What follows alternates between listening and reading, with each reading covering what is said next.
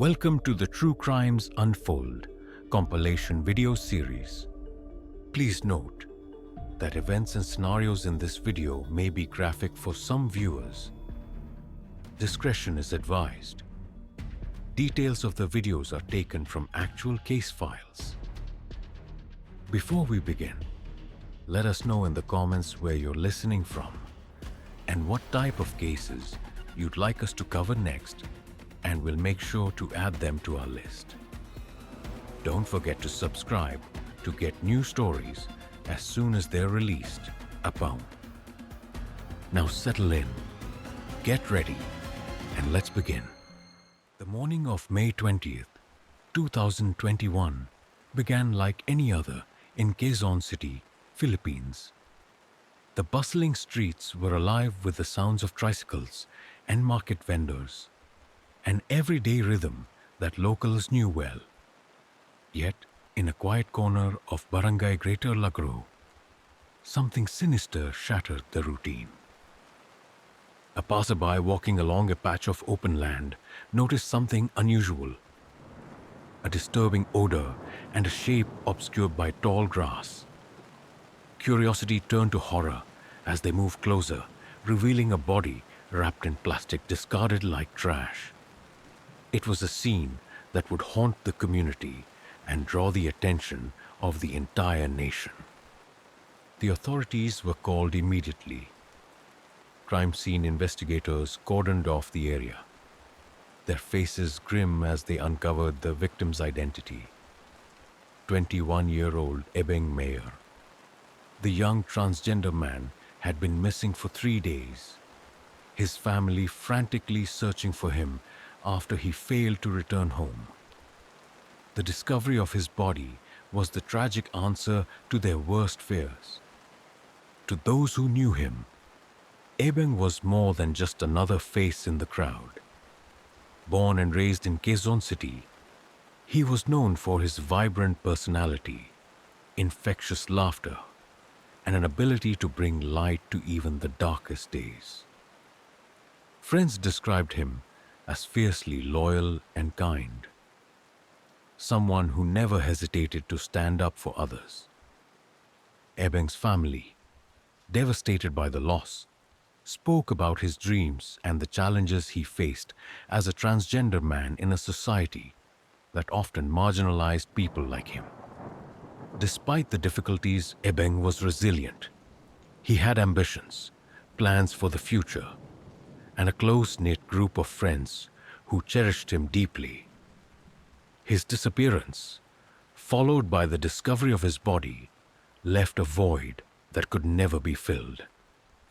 News of the discovery spread quickly through Barangay Greater Lagro and beyond. The community, already grappling with the pandemic's challenges, was now faced with the horror of a brutal murder. Fear and grief rippled through the neighborhood, turning shock into outrage.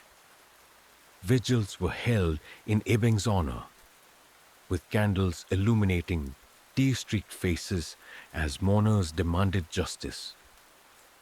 The crime scene itself told a story of unspeakable violence.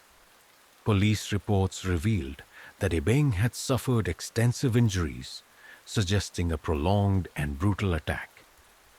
The nature of the crime was particularly disturbing, raising questions about whether it was motivated by hatred, personal vendetta, or something even darker. As the investigation began, activists and advocates for the LGBTQ+ community pointed out the broader implications of Ebeng's murder. It wasn't just an isolated incident. It was a reflection of systemic challenges faced by transgender individuals in the Philippines. Discrimination, stigma, and a lack of legal protections made them particularly vulnerable to violence. The case reignited debates about the country's need for stronger anti-discrimination laws. Despite years of advocacy, the SOGI, Sexual Orientation, Gender Identity and Expression, Equality Bill had yet to be passed, leaving many in the LGBTQ plus community without the legal safeguards they desperately needed. Ebing's death became a rallying cry, a painful reminder of the urgency for change. The Quezon City Police Department, QCPD, vowed to bring the perpetrators to justice. Investigators combed through the crime scene, collecting evidence and interviewing potential witnesses. Ebing's family and friends were also questioned, their grief palpable as they recounted his last known movements. It didn't take long for leads to emerge. Witnesses reported seeing Ebing with a group of individuals shortly before his disappearance. Among them were acquaintances he had trusted, people he had considered friends. This revelation added another layer of heartbreak to an already devastating case. As the investigation progressed, the pieces of the puzzle began to fall into place. But the path to justice would not be easy, as the community and the nation braced themselves for the grim details that would soon come to light. The murder of Ebing Mayer was not just a tragedy. It was a mirror reflecting the deep-seated issues of prejudice and violence that needed to be confronted. In this story of loss, outrage, and resilience, the fight for justice was only just beginning. The murder of Ebing Mayer was more than a senseless act of violence. It was a crime that exposed the darkest corners of prejudice and betrayal. As the Quezon City Police Department, QCPD, delved deeper into the investigation, the horrifying details of the case began to emerge, leaving the community reeling. The investigation revealed that Ebing's final hours were spent in the company of people he trusted. On the evening of May 17th, 2021, Ebing was seen with three individuals, friends he had known for some time. Witnesses reported that the group had been drinking and talking late into the night.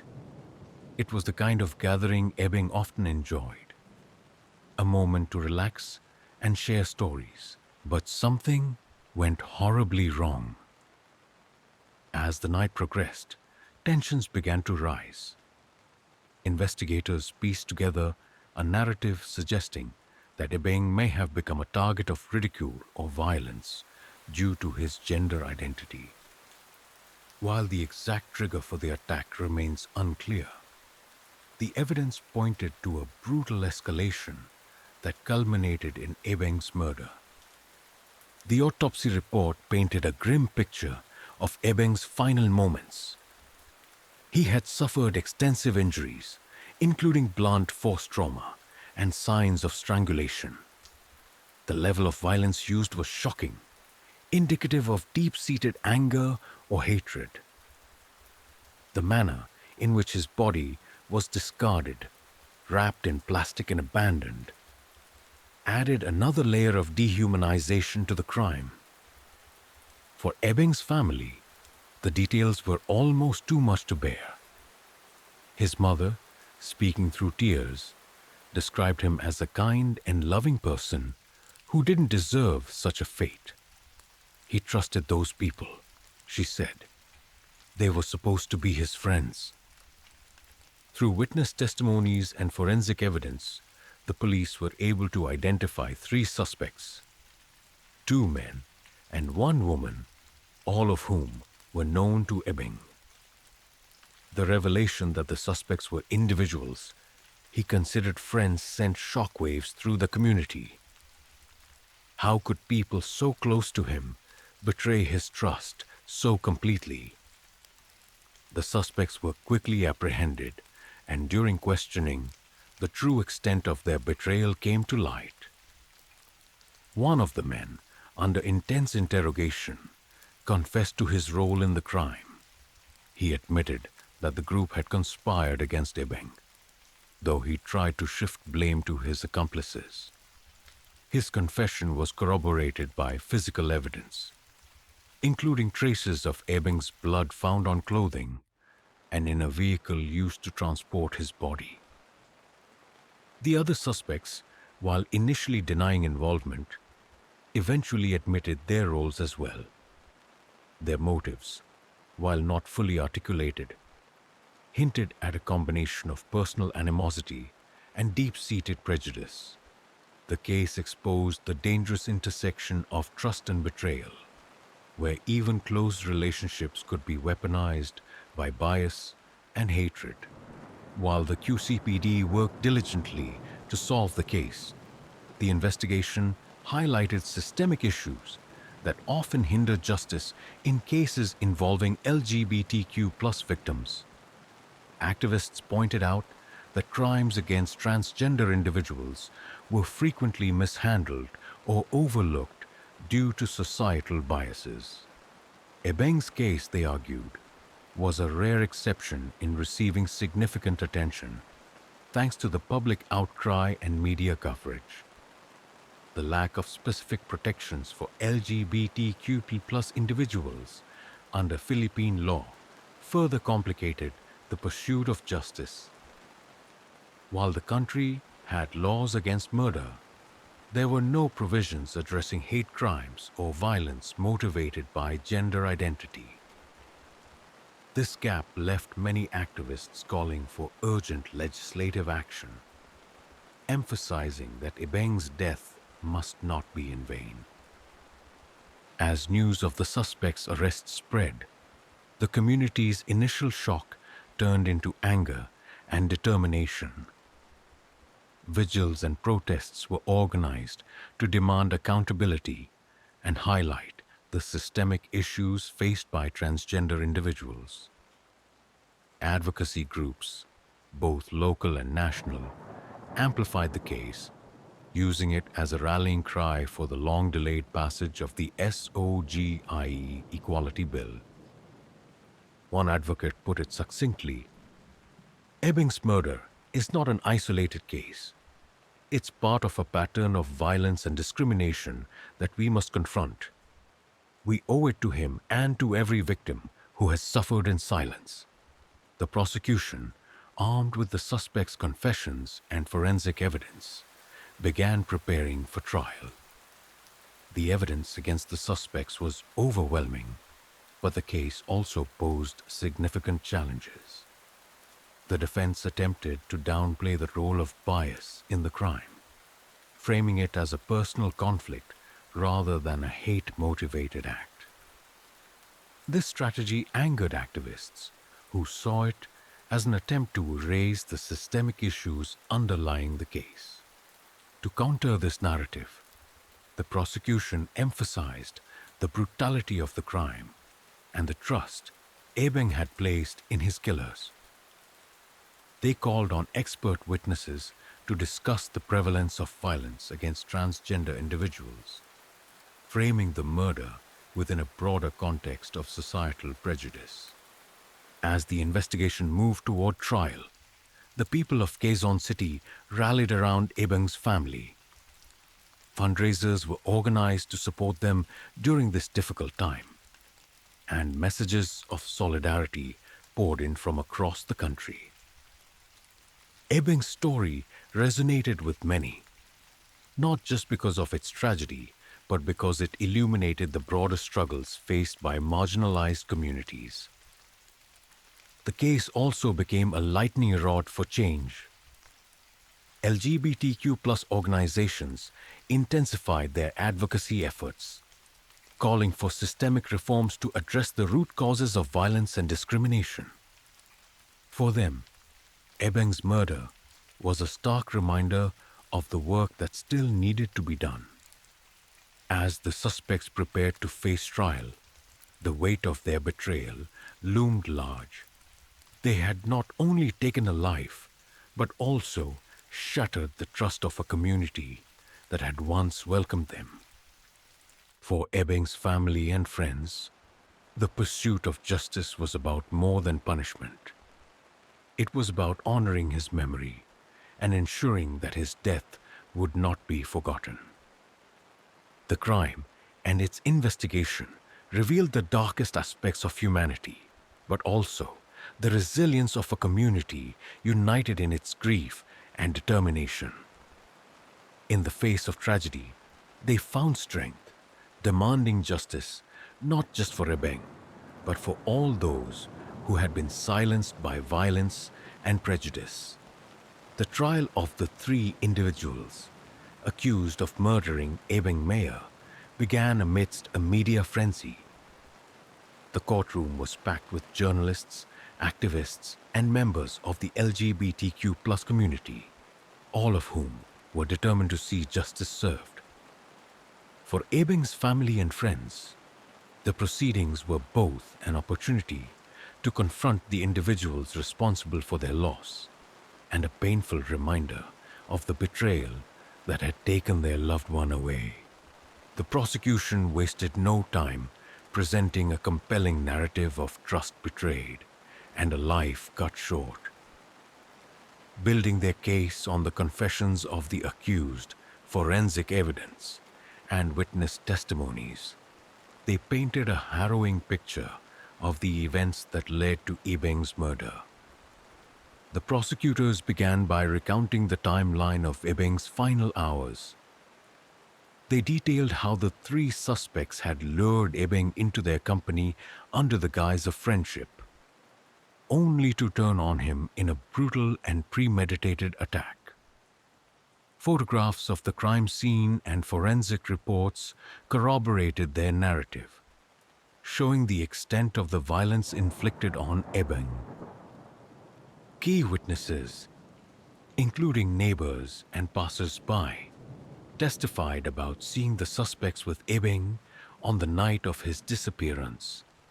Their accounts, coupled with surveillance footage from nearby establishments, placed the accused at the scene and further strengthened the prosecution's argument. One of the most emotional moments of the trial came when the prosecution called Ebeng's mother to the stand. Her tearful testimony about her son's life and the devastation his murder had caused left the courtroom silent. "He was my light," she said, her voice trembling. "They took him from us, and our lives will never be the same." The defense faced an uphill battle, given the weight of the evidence against their clients. Their strategy focused on shifting blame and attempting to downplay the severity of the crime. They argued that the murder was not premeditated, but rather the result of a spontaneous altercation fueled by alcohol and personal disagreements. In an effort to diminish the hate crime element of the case, the defense sought to frame the attack as a personal conflict rather than an act motivated by Ebeng's gender identity. This tactic was met with outrage from activists and LGBTQ+ advocates, who saw it as an attempt to erase the systemic issues underlying the crime. The defense also highlighted Shu Lixia's complex role in the crime, portraying her as a vulnerable individual coerced into participation by the other suspects. While this argument resonated with some, it did little to absolve her of responsibility in the eyes of the court. The trial's most revealing moments came during the testimonies of the accused. Under questioning, their accounts of the night of the murder were inconsistent, with each suspect attempting to minimize their own involvement while implicating the others. Their lack of remorse and the casual way they described the events angered both the prosecution and the audience. Forensic experts presented detailed reports on the evidence collected at the crime scene, including traces of Ebeng's blood found on clothing and in a vehicle used by the suspects. These findings were pivotal in tying the accused to the crime and dismantling the defense's narrative of a spontaneous altercation. Throughout the trial, LQB plus advocates worked tirelessly to highlight the broader implications of the case. They organized protests and vigils outside the courthouse, calling for justice not only for Ebbing, but for all victims of hate-fueled violence. The case became a focal point for renewed efforts to pass the long-delayed SOGIE Equality Bill, which would provide legal protections for LGBTQ plus individuals in the Philippines. Activists also demanded that the court formally recognize the murder as a hate crime, arguing that Ebbing's gender identity was a significant factor in his death. Their efforts underscore the importance of framing the case within the context of systemic discrimination and violence against the LGBTQ plus community. After weeks of emotional testimonies, expert evidence, and legal arguments, the trial reached its conclusion. The jury deliberated for several days before returning a unanimous verdict: guilty on all charges. The court found the three accused guilty of murder, ruling that the evidence demonstrated clear intent and premeditation. The judge, in delivering the sentence, condemned the brutality of the crime and the betrayal of trust that had enabled it. This was not just a murder, he said. It was an assault on humanity, trust, and the dignity of a young man who deserved to live a full and meaningful life. The accused were sentenced to life imprisonment without the possibility of parole. For Ebbing's family, the verdict provided a measure of closure, but could never undo the pain of their loss. "We are glad they were held accountable," his mother said outside the courthouse. "But no sentence will bring my child back." The trial's conclusion was not the end of the story. For activists and advocates, it marked the beginning of a renewed fight for systemic reform. The case became a rallying cry for the LGBTQ plus community, spurring advocacy efforts to address the root causes of violence and discrimination. Advocates pushed for the passage of the SOGIE Equality Bill, arguing that Ebbing's murder underscored the urgent need for legal protections. "This case shows us why we need stronger laws," one activist said. "Ebbing's death was preventable, and we must ensure no one else suffers the same fate." The trial also inspired broader discussions about the role of education in combating prejudice. Schools and community organizations began implementing programs aimed at fostering acceptance and understanding of LGBTQ plus individuals, recognizing the importance of addressing discrimination at its roots. For Ebbing's family, the trial was both a painful and empowering experience. They had faced the individuals who took their loved one from them and seen justice served. But their journey didn't end with a verdict. Determined to honor Ebbing's memory, they became advocates for change, speaking out about the challenges faced by LGBTQ plus individuals and the importance of creating a more inclusive society. "We want Ebbing to be remembered not just for how he died, but for how he lived," his mother said. "He was kind, strong, and full of life, and we will keep fighting to make sure his story brings about the change he deserved." As the trial ended, the LQB plus community and its allies vowed to continue their fight for justice and equality. Ebbing's story, though tragic, became a symbol of resilience and hope, a reminder that even in the face of unimaginable loss, change is possible. The case of Ebbing Mayer is not just about one life lost. It's about a community's resolve to ensure that no one else suffers the same fate, and a nation's reckoning with its responsibility to protect all its citizens, regardless of who they are or whom they love. The conviction and sentencing of Ebeng Meyer's killers marked a significant step toward justice. But the aftermath of the case extended far beyond the courtroom. For Ebeng's family, friends, and the broader LGBTQ+ community, the fight was far from over. The grief of his loss became a rallying cry for systemic change, advocacy, and the preservation of his memory. For Ebeng's family, the trial's conclusion brought a mix of relief and sorrow. While the conviction of the perpetrators provided a sense of justice, the void left by Ebeng's absence remained immeasurable. His mother, who had been a vocal advocate for justice throughout the trial, spoke candidly about the struggles of moving forward. "It's a pain that never really goes away," she said.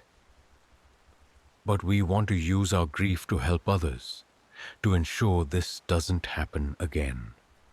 In the weeks following the trial, the family began organizing memorial events to honor Ebeng's life. These gatherings celebrated his kindness, resilience, and dreams, painting a vivid picture of a young man whose life had touched so many. At one such event, friends shared stories of Ebeng's generosity and humor, emphasizing the joy he brought to those around him. "He was the glue that held us together," one friend said. "And even now, he's bringing people together." Ebeng's murder sent shockwaves through Quezon City and beyond, igniting conversations about the safety and rights of LGBTQ+ individuals. For the local LGBTQ+ community, his death was a painful reminder of the dangers they face daily. However, it also galvanized them into action, uniting them in their fight for equality and protection. Local advocacy groups, many of which had already been pushing for the passage of the SOGI, sexual orientation, gender identity, and expression, equality bill, redoubled their efforts. They organized marches, vigils, and educational workshops, using Ebeng's story to highlight the urgent need for legislative change.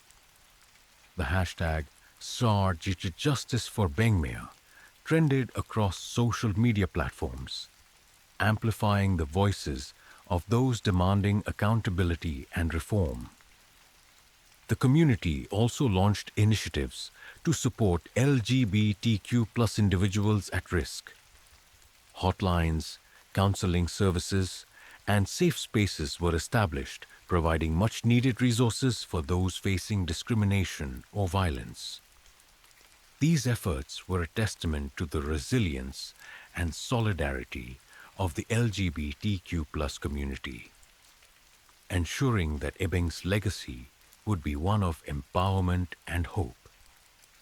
The impact of Ebeng's case extended far beyond the borders of the Philippines.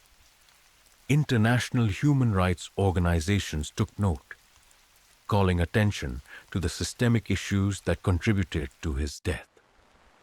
Reports highlighted the prevalence of violence against LGBTQ+ individuals in the Philippines, emphasizing the urgent need for comprehensive legal protections. The case also sparked global solidarity, with LGBTQ+ communities worldwide expressing their support for Ebeng's family and the fight for justice. Vigils were held in cities as far away as New York, London, and Sydney, where activists drew parallels between Ebeng's story and similar cases of violence and discrimination in their own countries. What happened to Ebeng is not just a Filipino issue, one activist said at a vigil in Los Angeles. "It's a human rights issue, and it affects all of us." At the heart of the advocacy efforts was the push for the long-delayed SOGIE Equality Bill. First introduced over 2 decades ago, The bill aimed to protect LGBTQ plus individuals from discrimination in employment, education, healthcare, and other areas. Despite widespread support from human rights organizations, the bill faced significant opposition from conservative lawmakers and religious groups.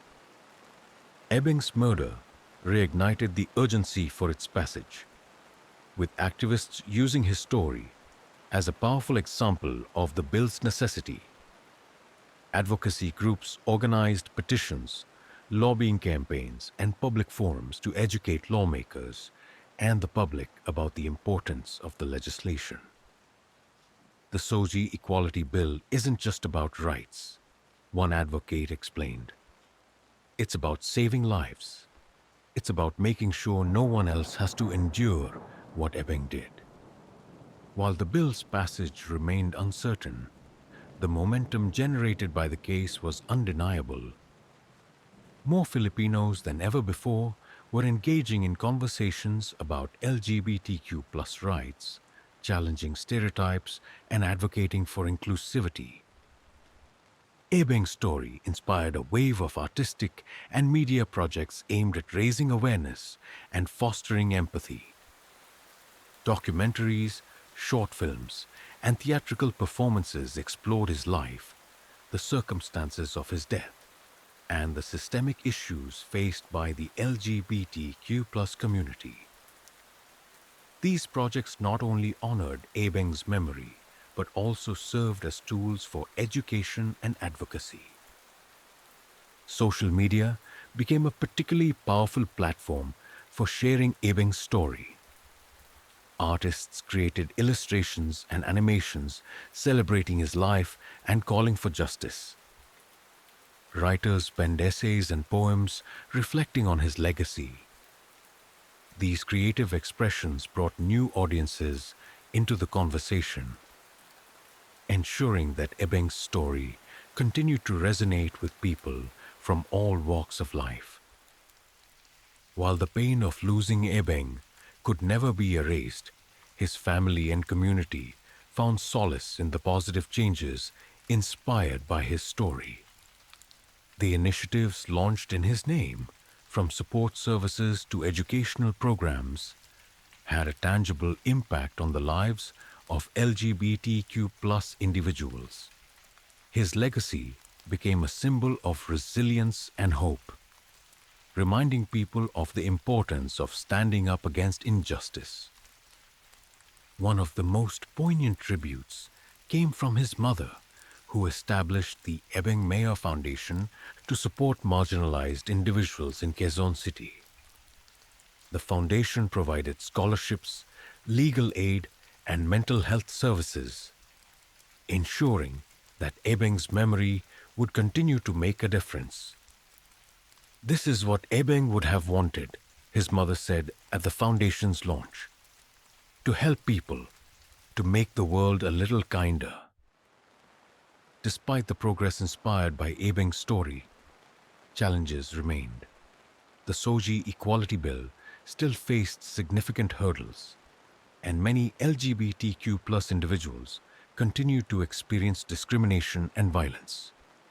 Advocacy groups emphasized the need for sustained action, reminding the public that systemic change required persistence and collective effort. For Ebeng's family, the journey toward healing was ongoing. They continued to share his story, speaking at schools, community events, and conferences to raise awareness about the importance of acceptance and equality. "We want people to remember him, not just for how he died, but for how he lived," his sister said. "He was brave, kind, and full of love. And that's the legacy we want to carry forward." The aftermath of Ebeng's murder revealed the strength and resilience of the LGBTQ plus community and its allies. Together, they turned tragedy into a catalyst for change, using their grief to fuel a movement for justice and equality. Ebeng's story became a reminder that even in the face of unimaginable loss, progress was possible. As Quezon City continued to heal, the memory of Ebeng Mayer remained a beacon of hope. His life, though tragically cut short, inspired a legacy of courage, compassion, and the unwavering fight for a better world. The story of Ebeng Mayer is one of tragedy, resilience, and the enduring fight for justice. As his family, community, and advocates around the world continue to honor his memory, the broader implications of his death began to resonate. Ebeng's life and untimely passing shone a harsh light on the systemic issues faced by LGBTQ+ individuals, not only in the Philippines, but globally. His story became a catalyst for reflection, change, and a powerful call to action.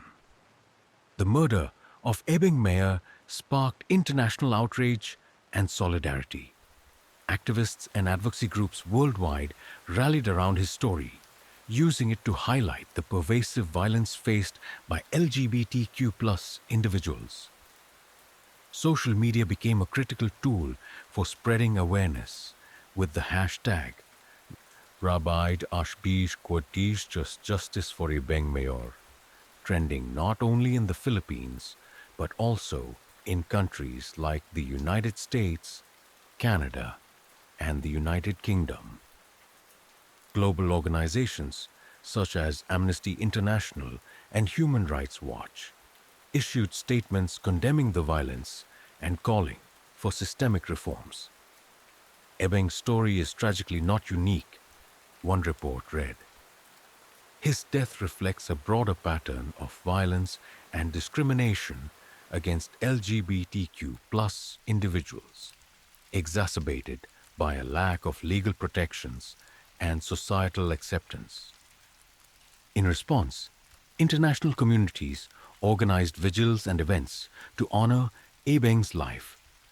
LGBT leaders in cities like New York, Berlin, and Tokyo drew parallels between his case and similar incidents in their own countries, emphasizing the shared struggle for safety, equality, and dignity.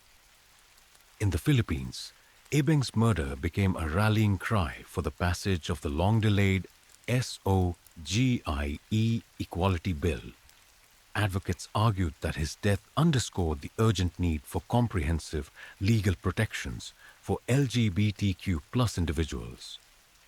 The bill, which sought to address discrimination in employment, education, healthcare, and other areas, had been stalled in Congress for years due to opposition from conservative lawmakers and religious groups. Ebeng's case reignited the debate, with advocates organizing nationwide campaigns to push for the bill's passage. Public forums, media interviews, and grassroots initiatives aim to educate the public and lawmakers about the importance of the legislation. This isn't just about rights, one advocate explained. It's about creating a society where people like Ebeng can live without fear. While the bill's passage remained uncertain, the momentum generated by the case was undeniable. Public opinion began to shift, with more Filipinos expressing support for LGBTQ plus rights. The advocacy efforts also inspired younger generations to get involved, ensuring that the fight for equality would continue. For the LGBTQ plus community in Quezon City and beyond, the aftermath of Ebeng's death was a time of both mourning and empowerment. Support groups and counseling services were established to help individuals cope with the trauma of his loss. These initiatives created safe spaces for LGBTQ plus individuals to share their experiences, find solidarity, and begin the healing process. One of the most significant outcomes was the establishment of the Ebeng Mayer Foundation, TAS Swing, which aimed to support marginalized individuals in Quezon City. The foundation provided scholarships, legal aid, and mental health resources, ensuring that Ebing's legacy would continue to make a positive impact. This foundation is for him, his mother said at its launch. It's for everyone who feels like they don't have a voice. The foundation also partnered with schools and community organizations to deliver educational programs on acceptance, diversity, and LGBTQ+ rights. These efforts sought to address the root causes of discrimination and foster a culture of inclusion. Ebeng's story inspired a wave of creative expressions that amplified his memory and the issues surrounding his death. Documentaries, short films, and theatrical performances delved into his life, the circumstances of his murder, and the broader struggles faced by LGBTQ+ individuals. These projects not only honored Ebeng, but also served as tools for education and advocacy. Social media platforms became a hub for storytelling and artistic tributes. Illustrators and graphic designers created portraits of Ebeng, accompanied by messages of hope and resilience. Writers penned essays, poems, and opinion pieces reflecting on his legacy and the need for systemic change. These creative works brought new audiences into the conversation and ensured that Ebeng's story continued to resonate. Ebeng's death served as a wake-up call, not just for the Philippines, but for societies worldwide. His story highlighted the importance of addressing the systemic factors that perpetuate violence and discrimination against LGBTQ+ individuals. Activists and leaders used his case to push for several critical reforms. Stronger legal protections, advocacy groups called for the passage of comprehensive anti-discrimination laws to safeguard LGBTQ+ individuals from violence and prejudice. Education and awareness. Schools and community organizations were urged to implement programs that promote acceptance and understanding of diversity. Mental health support. Recognizing the unique challenges faced by LGBTQ+ individuals, advocates emphasized the need for accessible mental health resources and support systems. Community accountability. Local leaders were encouraged to create safe spaces and mechanisms for addressing hate crimes and discrimination at the grassroots level. For Ebing's family, preserving his memory became a mission. They continued to speak out about his life, dreams, and the challenges he faced, ensuring that his story would inspire change. He was more than what happened to him, his sister said. He was kind, brave, and full of life. And we want the world to remember that. The legacy of Ebeng Mayer extended far beyond his community. His story became a symbol of resilience, hope, and the enduring fight for justice. It reminded people of the importance of standing up against hatred and working toward a society where everyone can live with dignity and respect. While progress had been made, challenges remained. The Soji Equality Bill still faced significant opposition, and many LGBTQ+ individuals continued to experience discrimination and violence. Advocacy groups emphasized the need for sustained action, urging people to remain vigilant and engaged. Ebing's case also underscored the importance of allyship. Support from non-LGBTQ+ individuals played a crucial role in amplifying the movement for equality and ensuring that the fight for justice reached a broader audience. The story of Ebeng Mayer is a reminder of the work that still needs to be done. It challenges us to confront prejudice, advocate for systemic change, and stand in solidarity with marginalized communities. As we honor his memory, we must also commit to building a world where everyone, regardless of their identity, can live free from fear and violence. Ebbing's life, though tragically cut short, continues to inspire a movement for justice and equality. His legacy reminds us that even in the face of unimaginable loss, hope can endure, and change is always possible. As the dust settled on the tragedy of Ebung Mayer, the efforts to honor his legacy and address the systemic issues that led to his death continue to grow. For his family, friends, and the LGBTQ+ community, the story was far from over. It became a beacon for justice, a call for equality, and a roadmap for building a more inclusive and compassionate future. For Ebeng's family, life without him was an endless journey through grief. Yet amidst their sorrow, they found strength in their advocacy. His mother, who had become a public figure in the fight for LGBTQ+ rights, spoke at schools, conferences, and rallies. Ebeng wanted to make the world a better place, she said during one speech. And now, it's our responsibility to carry that dream forward. The Ebeng Mayer Foundation became a focal point of their efforts. Through scholarships, mental health support, and legal aid, the foundation ensured that Ebeng's name would always be associated with empowerment and hope. His siblings, inspired by their mother's resilience, also joined the cause, working to dismantle stereotypes and educate others about the struggles faced by LGBTQ+ individuals. Ebeng's death highlighted the need for stronger, more unified advocacy efforts across the Philippines.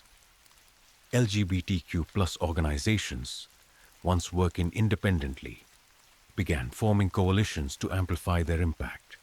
These alliances allowed them to pool resources, share strategies, and present a united front in the fight for equality. One of the most significant outcomes of these efforts was the launch of the Rainbow Justice Network, I Swing, a nationwide initiative that provided legal support to victims of LGBTQ+ related violence and discrimination. The network also trained local leaders and law enforcement on handling hate crimes, ensuring that cases like Ebeng's would be taken seriously and investigated thoroughly.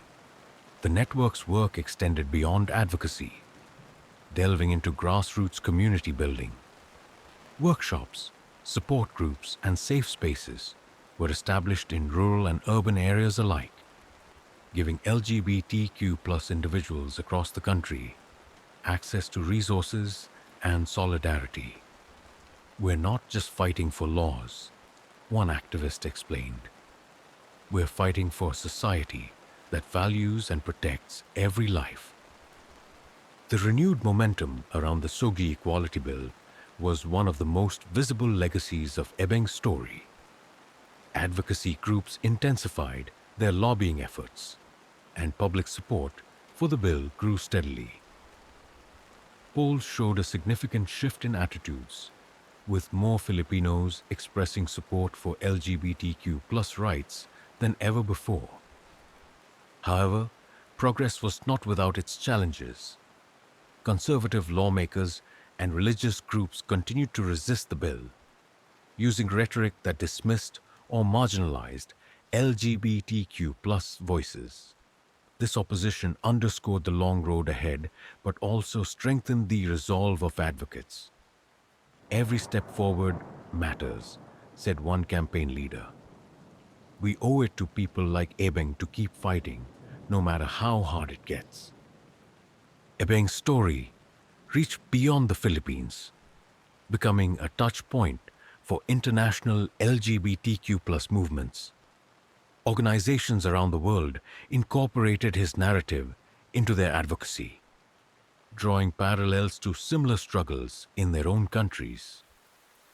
In Southeast Asia, where LGBTQ+ rights faced similar barriers, his case became a rallying cry for regional solidarity. Global leaders in the LGBTQ+ movement recognized the power of Ebeng's story in bridging cultural divides. His life and death reminded people everywhere of the shared humanity that transcends borders and identities. Vigils held in his honor from Sydney to New York reflected a growing recognition that the fight for equality was universal. Art became one of the most powerful tools for ensuring that Ebeng's story would not be forgotten. Filmmakers, playwrights, and musicians drew inspiration from his life, using their mediums to spark conversations and challenge biases. Documentaries chronicled his journey, not just as a victim, but as a vibrant and beloved member of his community. One of the most impactful works was a short film titled Light in the Shadows. The film, which premiered at an international LGBTQ+ film festival. The film portrayed Ebeng's life with warmth and humanity, juxtaposing his joy and struggles with the broader challenges faced by LGBTQ+ individuals in the Philippines. Its director described it as a love letter to Ebeng and to everyone who continues to fight for their place in the world. Social media also played a significant role in spreading his legacy. Artists created portraits and digital illustrations of Ebeng, accompanied by messages of resilience and calls to action. These posts, shared thousands of times, ensured that his story reached new audiences and inspired ongoing advocacy. Ebeng's story became a symbol of empowerment for LGBTQ+ youth across the Philippines. His courage in living authentically, despite societal challenges, resonated deeply with those navigating their own journeys of self-acceptance. Support groups and mentorship programs established in his name provided safe spaces for young people to explore their identities and find community. One such program, the Ebeng Legacy Project, logically paired LGBTQ+ youth with mentors who had experienced similar challenges. The project's goal was to create a generation of leaders who could carry forward the fight for equality. "We want them to know they are not alone," said one mentor. "Ebeng's story reminds us all that we're stronger together." As the years passed, the changes sparked by Ebeng's story began to take root. Schools implemented anti-bullying programs that addressed LGBTQ+ issues. Communities embraced pride events that celebrated diversity and inclusion. And while the legal battle for the SOGI Equality Bill continued, its advocates remained undeterred. For Ebeng's family, each step forward was a reminder of his enduring impact. His mother, speaking at an event commemorating his life, reflected on the journey they had undertaken. "It's been hard," she said, "but through all the pain, we've seen the good that can come from standing up, speaking out, and refusing to let hate win." Ebeng's story is a reminder that change begins with action, no matter how small. His life and legacy challenge us to confront prejudice, amplify marginalized voices, and build a world where everyone can live with dignity and safety. Whether through advocacy, education, or simple acts of kindness, we all have a role to play in creating that future. The story of Ebeng Mayer is not just about one life lost. It is about the countless lives his legacy will continue to touch. It is a call to honor his memory by fighting for a world where no one has to endure the pain of discrimination or violence. As we reflect on Ebbing's life, let us commit to the work ahead. His legacy is a testament to the power of community, the resilience of the human spirit, and the enduring belief that love and justice will always prevail. Cebu City, a bustling metropolis in the Philippines, is often known for its vibrant streets, scenic views, and warm community. But on a quiet July morning in 2023, the city awoke to a gruesome discovery that would send shockwaves across the nation.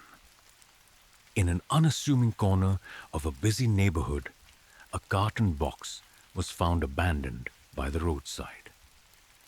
Inside it lay the lifeless body of 19-year-old Ria May Tokmo, wrapped in duct tape, a harrowing scene that no one could have anticipated. The discovery was made by a local resident heading to work, who noticed the box emitting a foul odor. Initially believing it to be food waste, curiosity led the passerby to open it, only to stumble upon the horrifying contents. Panic ensued as the resident called the authorities, who quickly arrived to secure the area. The news spread like wildfire, igniting both fear and outrage in a community that had rarely encountered such brutality. The victim was soon identified as Ria Moy Tokmo, a young woman from Davao del Norte who had recently relocated to Cebu City in search of better opportunities.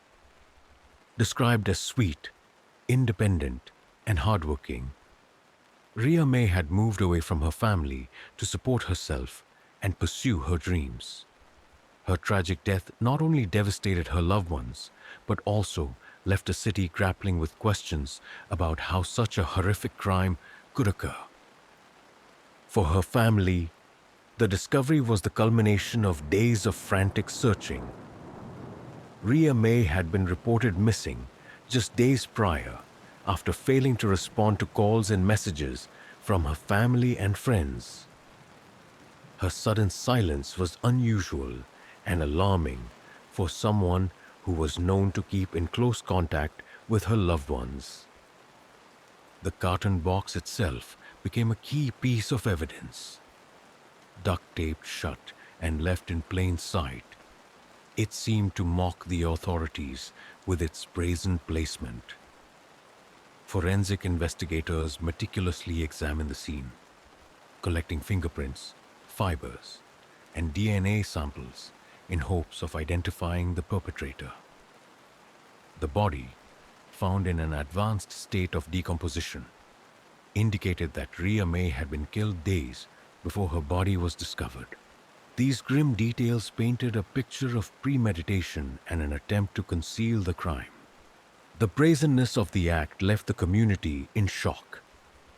Why was the box discarded in such a public space? Was it a taunt to law enforcement, or simply a desperate attempt to dispose of evidence? The questions only deepened as investigators began piecing together the events leading up to Ria May's death. Ria May's family, still in disbelief over the news, struggled to process the enormity of their loss. Her mother, speaking to the media through tears, described her daughter as a bright and caring young woman who had always prioritized her family. "She was our light," her mother said. "We don't understand how anyone could do this to her." The pain of Ria May's death was compounded by the circumstances surrounding her murder. The family's initial hope of finding her alive had been replaced by the devastating reality of her violent death. Friends and relatives gathered to support the family, their collective grief palpable in the days that followed the discovery. The murder of Ria May Tokmo struck a chord far beyond her immediate community. Social media erupted with outrage as Filipinos expressed their sorrow and anger over the senseless loss of a young life. Hashtags like Justice for Ria May began trending, with users demanding swift action from law enforcement and justice for the victim.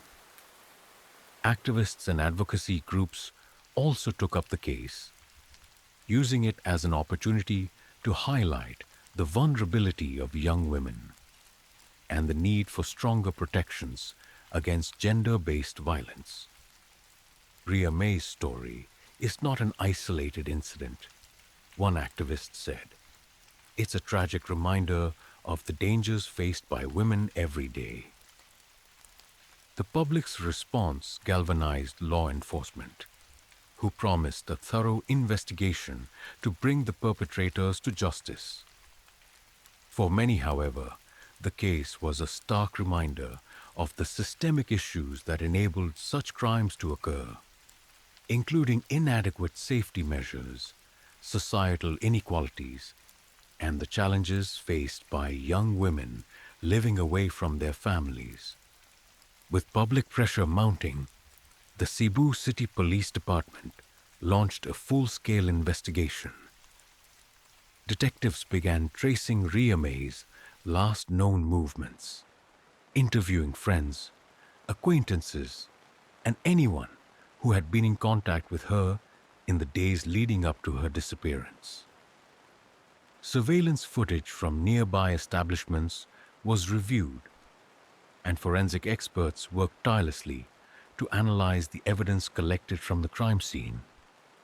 Early leads suggested that Ria May had been in contact with individuals she had recently met through social media. This revelation added another layer of complexity to the case, highlighting the potential dangers of online interactions.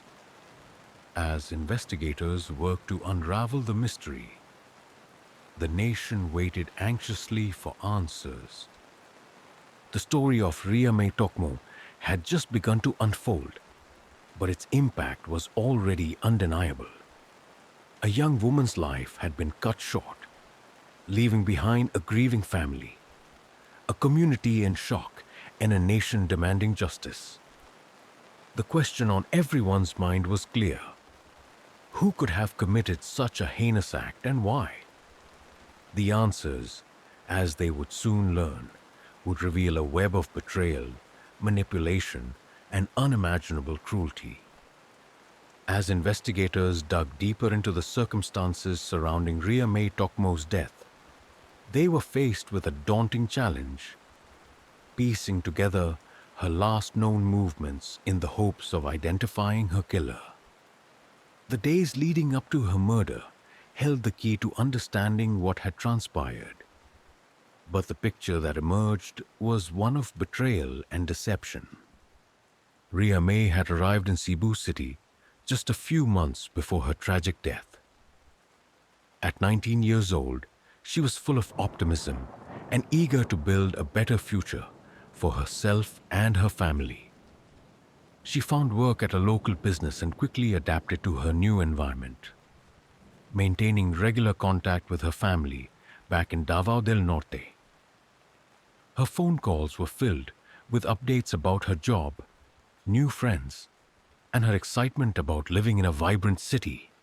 But beneath the surface of her cheerful updates, Ria May faced the same challenges that many young women encounter when living independently for the first time.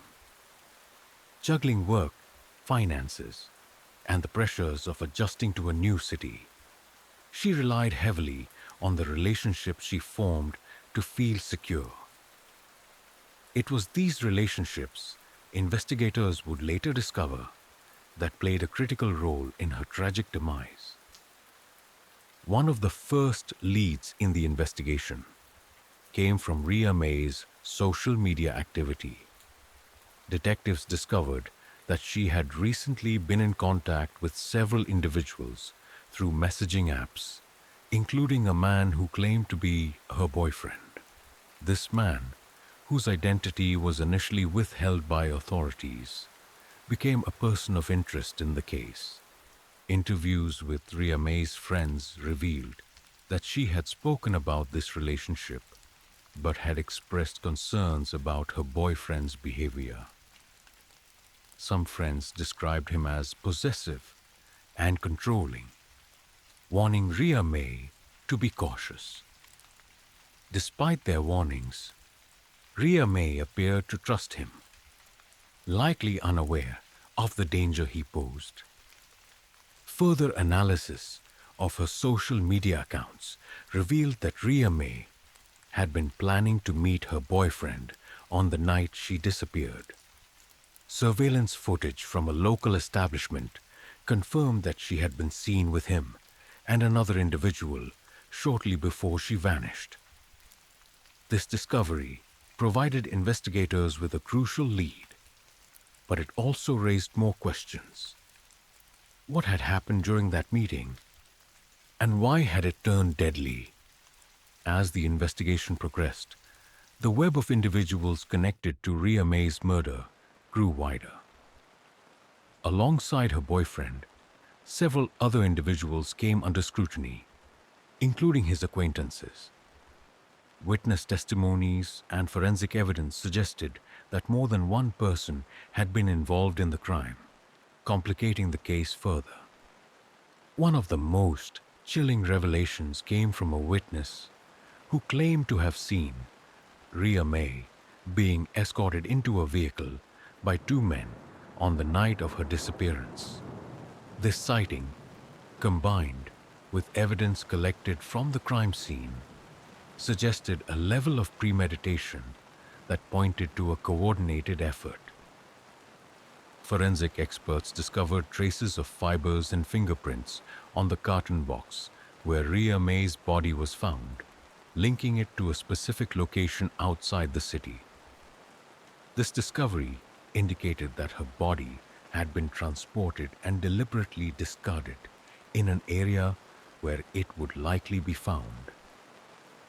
A detail that spoke to the calculated nature of the crime. The motives behind Ria May's murder remained unclear during the initial stages of the investigation. However, two primary theories began to take shape. The first was that her death was the result of a jealous rage. Her boyfriend's controlling behavior, as described by her friends, suggested the possibility of a violent altercation that escalated out of control. The second theory centered on the involvement of his acquaintances. Investigators explored the possibility that Ria May had become entangled in a larger scheme, perhaps unknowingly. The discovery of suspicious transactions linked to one of the suspects added weight to this theory, hinting at motives beyond a simple crime of passion. These theories, while compelling, lacked definitive proof. The investigators needed more evidence to determine who was responsible for the murder and why it had occurred. As the investigation unfolded, Ria May's family remained steadfast in their calls for justice. Her mother, a pillar of strength despite her grief, worked closely with authorities, providing insights into her daughter's character and habits. She was trusting, her mother said in an emotional interview. Too trusting, maybe. She didn't see the danger in people.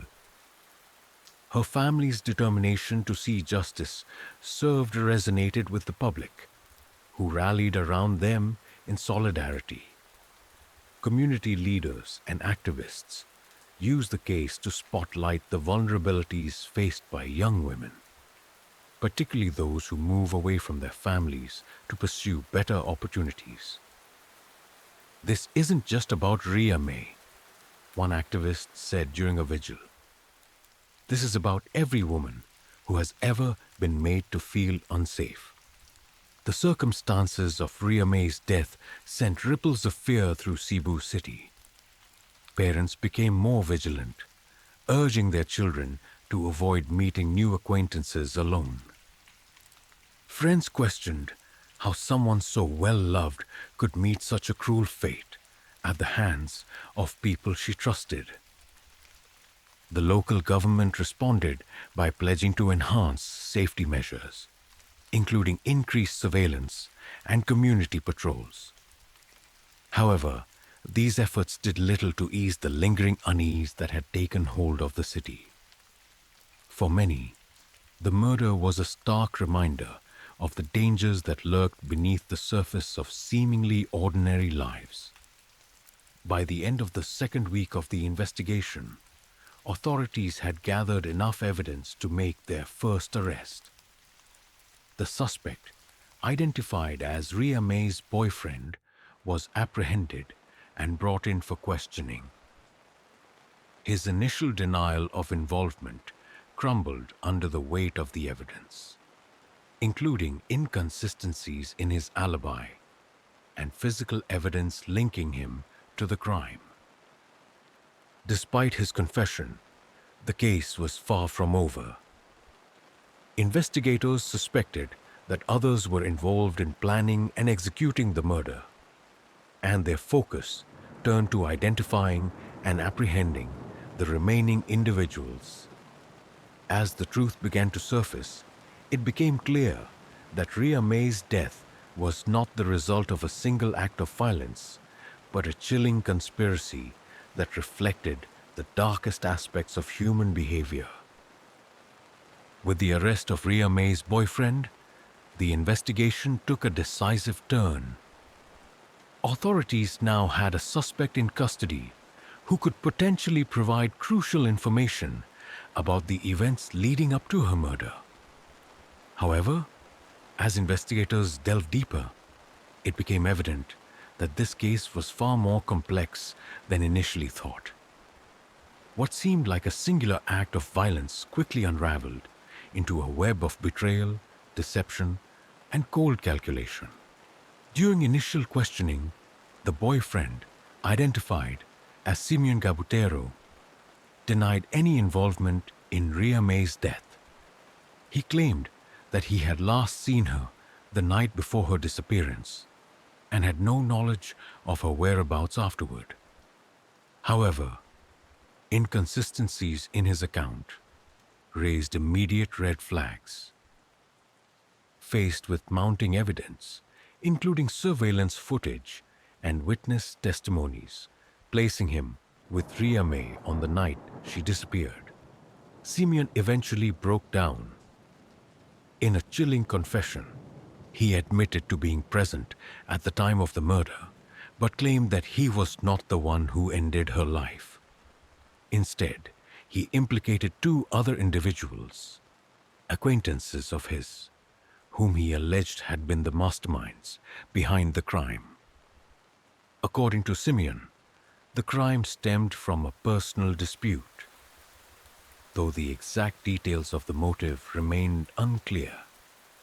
His confession painted a harrowing picture of the night's events, describing how Ria May had been lured into a trap under the pretense of meeting someone she trusted. Once she was vulnerable, the situation escalated into violence, culminating in her tragic death. Simeon's confession led investigators to a new set of suspects. Two men he identified as accomplices.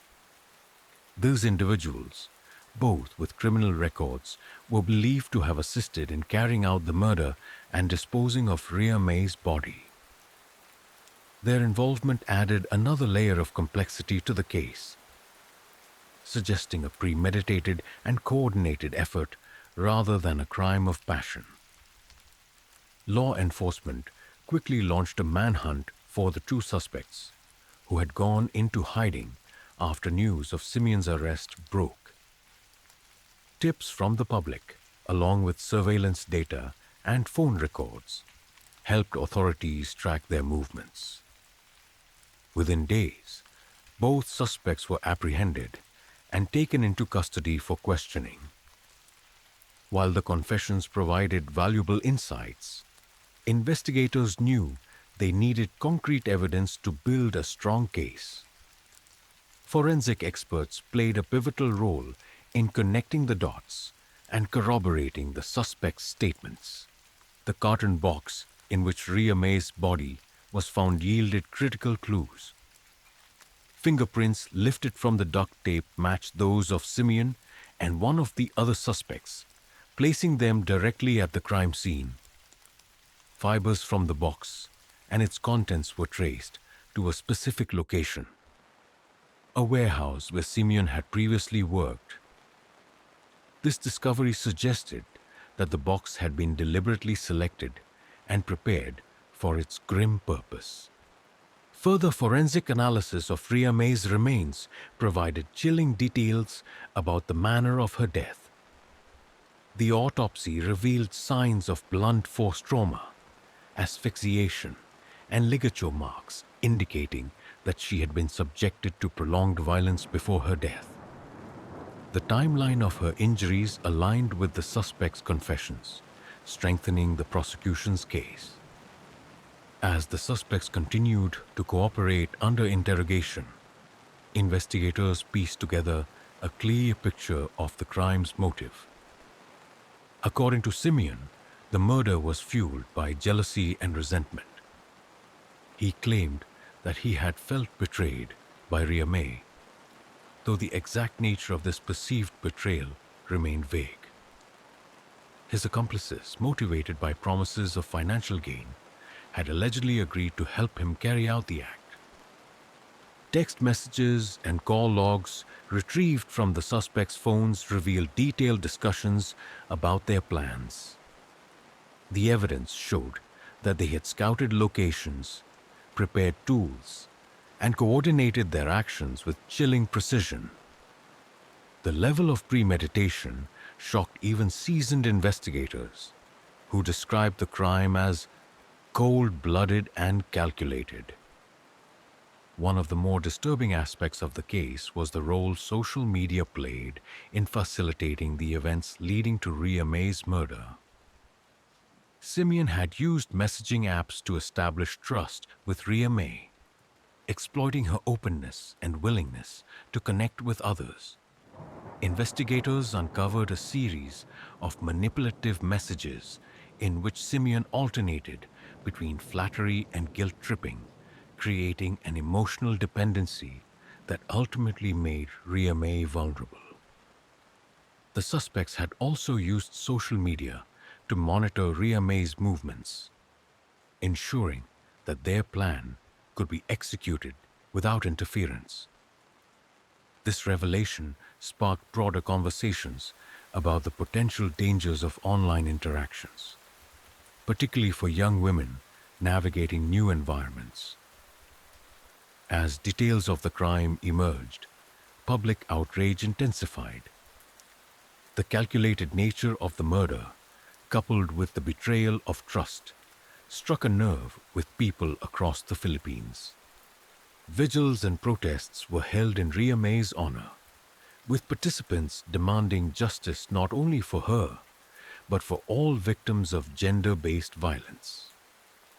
The case also reignited debates about the role of law enforcement and the judicial system in protecting vulnerable individuals.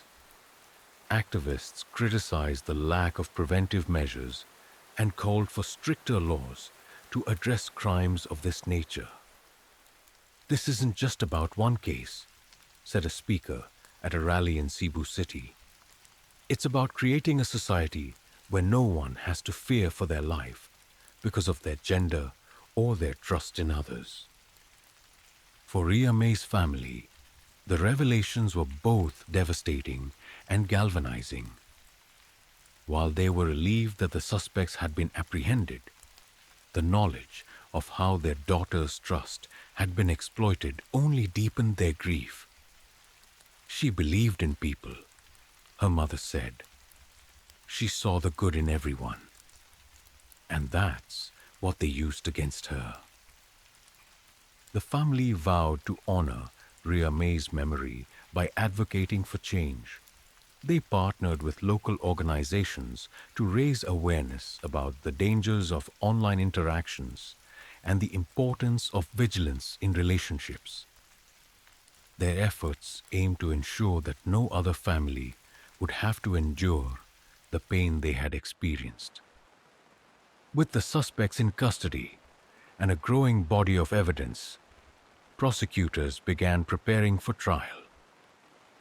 They faced the challenge of presenting a cohesive narrative that accounted for the crime's complexity while emphasizing the deliberate and heinous nature of the act. The confessions, forensic findings, and digital evidence formed the backbone of their case.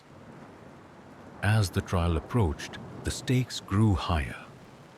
For Ria May's family, friends, and supporters, the proceedings were not just about securing convictions.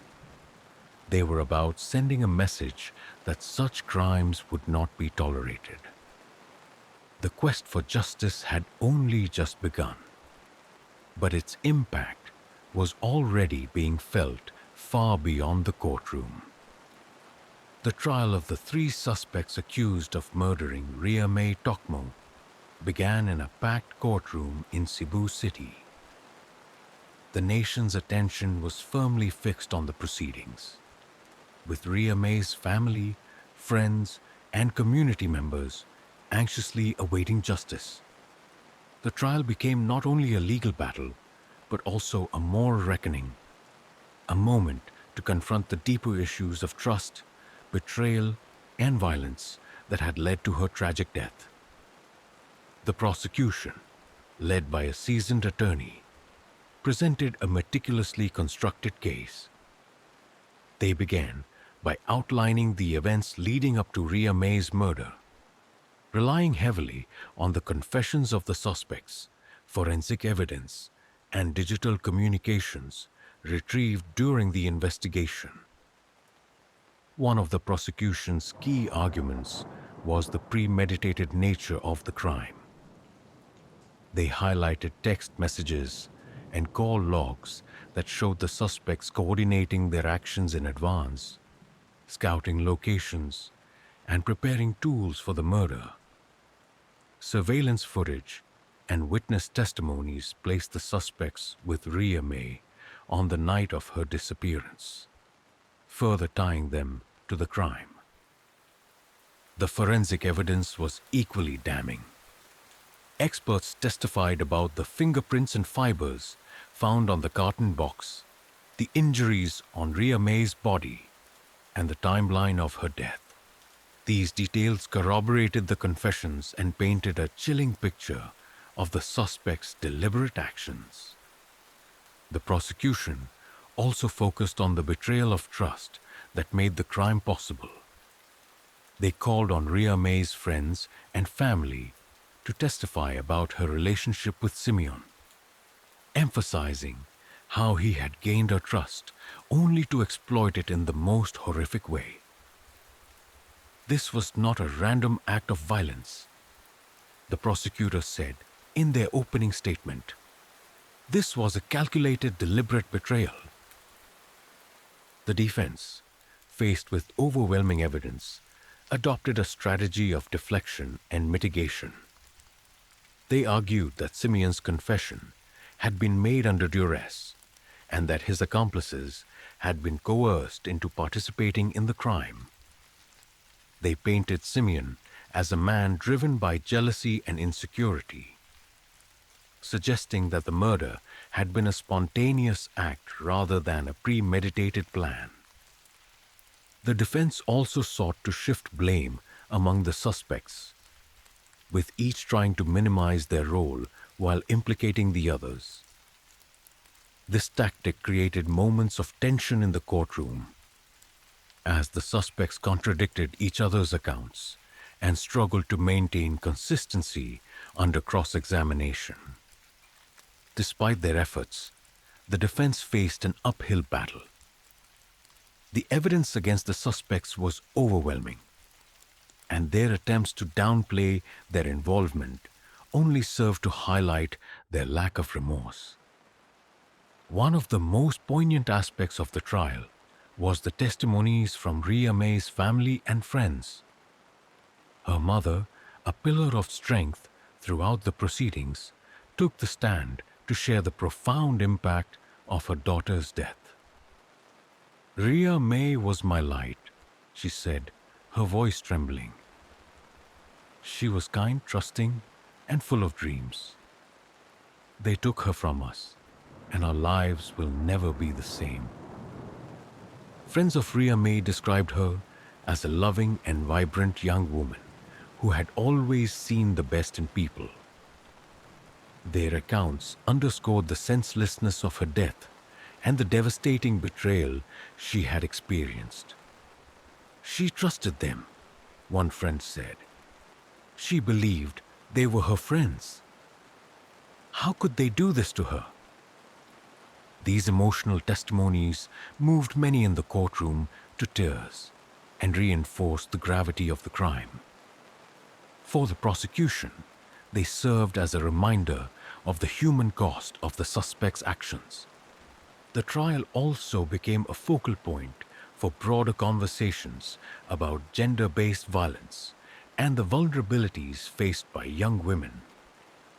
Outside the courthouse, activists and community members gathered to show their support for Ria May's family and to demand systemic changes to prevent similar tragedies. Protesters held signs with messages like "Justice for Ria May" and "Protect our women." Xenia calling for stricter laws against gender-based violence and improved safety measures for women in cities. Advocacy groups organized educational workshops and forums to address the cultural and societal factors that perpetuated such crimes. The public's involvement added pressure on the judicial system to deliver a fair and decisive verdict. For many, the trial was not just about seeking justice for Ria May. It was about sending a message that such crimes would not be tolerated. After weeks of testimony, cross-examinations, and legal arguments, the jury reached a unanimous verdict. The three suspects were found guilty of murder, kidnapping, and conspiracy. The judge, in delivering the sentence, condemned their actions as heinous and inhumane, emphasizing the betrayal of trust that had led to Ria May's death. Simeon Gabutero, identified as the primary instigator, received a life sentence without the possibility of parole.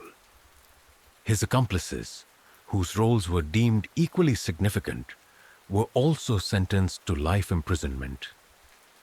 The courtroom erupted in a mix of relief and grief as the verdict was announced. For Ria May's family, the sentencing provided a sense of closure, but could never erase the pain of their loss.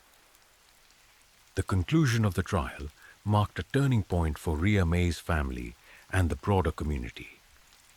While justice had been served, the case left lingering questions about the societal issues that had allowed such a crime to occur.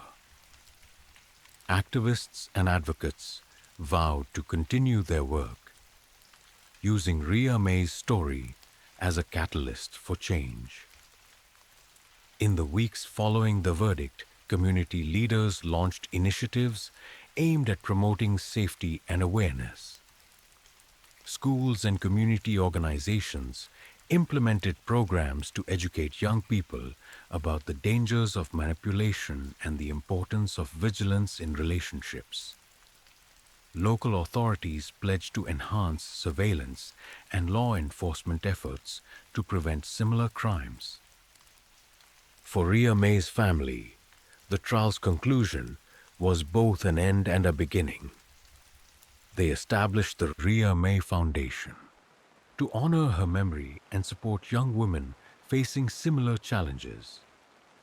The foundation provided scholarships, counseling services, and educational programs to empower women and promote awareness about gender-based violence. At a memorial event organized by the foundation, Ria May's mother addressed the crowd with a mix of sorrow and hope. "We can't bring Ria May back," she said, "but we can make sure her story is never forgotten. We can fight for a world where no one else has to suffer like she did." The trial of Ria May's killers was a landmark case that highlighted the complexities of trust, betrayal, and violence in modern society. It underscored the importance of vigilance, accountability, and systemic change in addressing the vulnerabilities faced by young women. While justice was served, the case left an indelible mark on Cebu City and the nation, serving as a stark reminder of the work that still needed to be done to create a safer, more equitable world. With the conclusion of the trial and the sentencing of Ria May's killers, the city of Cebu and the nation as a whole were left grappling with the broader implications of her tragic death.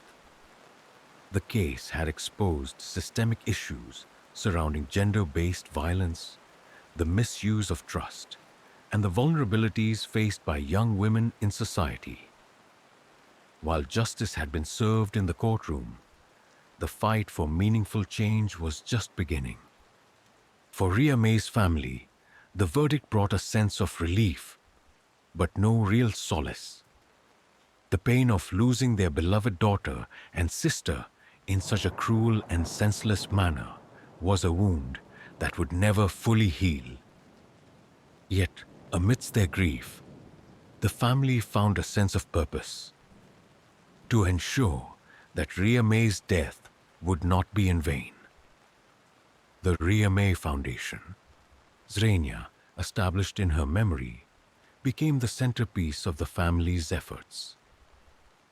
The foundation aimed to support young women pursuing education and employment opportunities, particularly those who, like Ria May, left their hometowns to seek better lives in cities. Scholarships were provided to help young women access education, while counseling services offered emotional support and guidance for those navigating new and often challenging environments. The foundation also launched programs to raise awareness about the dangers of manipulation, online exploitation, and gender-based violence. Workshops were held in schools and communities across the Philippines, teaching young people about recognizing red flags in relationships and the importance of establishing safe boundaries. At one such workshop, Ria May's mother spoke with heartfelt conviction. "My daughter was kind, trusting, and full of dreams," she said. "If her story can save even one life, then we know her light continues to shine." The impact of Ria May's murder extended far beyond her family. In Cebu City, the crime left an indelible scar on the community, challenging its sense of safety and trust. Vigils and memorials held in her honor became spaces for collective grief, as residents grappled with the horror of what had happened in their midst. At one vigil, candles illuminated tear-streaked faces as community leaders and activists called for action. "We cannot let this happen again," said one speaker. "We owe it to Ria May and to every woman who has been silenced by violence to create a safer world." These gatherings also served as a platform for activism, with organizers advocating for systemic reforms to address the root causes of gender-based violence. Efforts included petitions for stricter laws, enhanced community policing, and increased funding for support services for victims of abuse. Ria May's murder sparked a nationwide conversation about the challenges faced by young women in the Philippines. Advocacy groups used her story to highlight the prevalence of gender-based violence, as well as the social and economic factors that made women like her particularly vulnerable.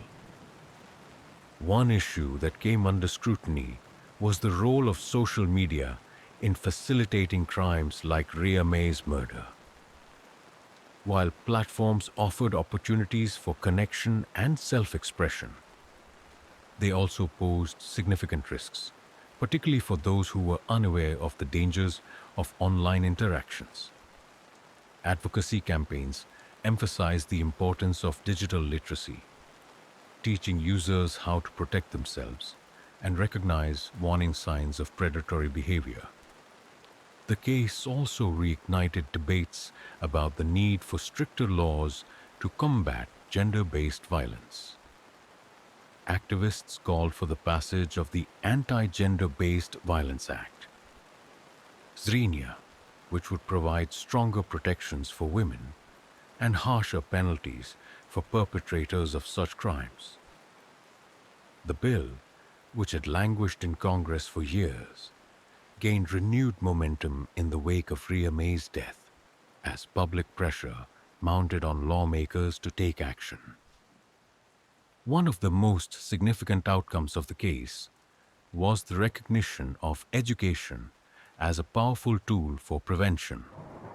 Schools and community organizations began incorporating lessons on consent, healthy relationships, and digital safety into their curricula.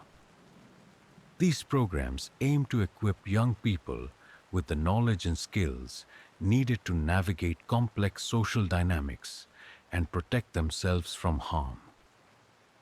The Ria May Foundation played a key role in these efforts, partnering with educators and advocates to deliver impactful workshops and seminars. At one event, a teacher reflected on the importance of these initiatives.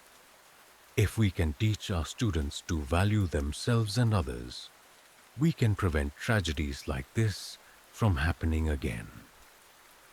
Ria May's story resonated far beyond the Philippines, drawing international attention to the issue of gender-based violence. Human rights organizations, including Amnesty International and the United Nations, issued statements condemning the crime and calling for systemic reforms. The case was cited in global reports on violence against women, emphasizing the need for coordinated efforts to address this pervasive issue. For many, Ria May's death became a symbol of the intersectional challenges faced by young women in modern society. Her story highlighted the vulnerabilities created by economic inequality, the misuse of technology, and deeply ingrained societal biases. It also underscored the resilience of communities and the potential for collective action to drive meaningful change. The legacy of Ria May's story extended to the arts, where her life and tragic death inspired a wave of creative expressions. Filmmakers, playwrights, and musicians used their platforms to honor her memory and raise awareness about the issues her case had brought to light. One of the most impactful works was a documentary titled Ria's Light, Zrenia, which chronicled her life, the investigation into her murder, and the advocacy efforts that followed. The film premiered at an international human rights festival, drawing praise for its sensitive portrayal of Ria May's story and its call to action. Visual artists also contributed to the movement, creating murals and illustrations that celebrated Ria May's life while condemning the violence that took it away. These works became powerful symbols of hope and resilience, reminding communities of the importance of standing together against injustice. As the community and nation mourned Ria May's loss, her story became a rallying cry for change. activists, and advocates emphasized that her death should not be remembered solely as a tragedy, but as a catalyst for a safer and more equitable society.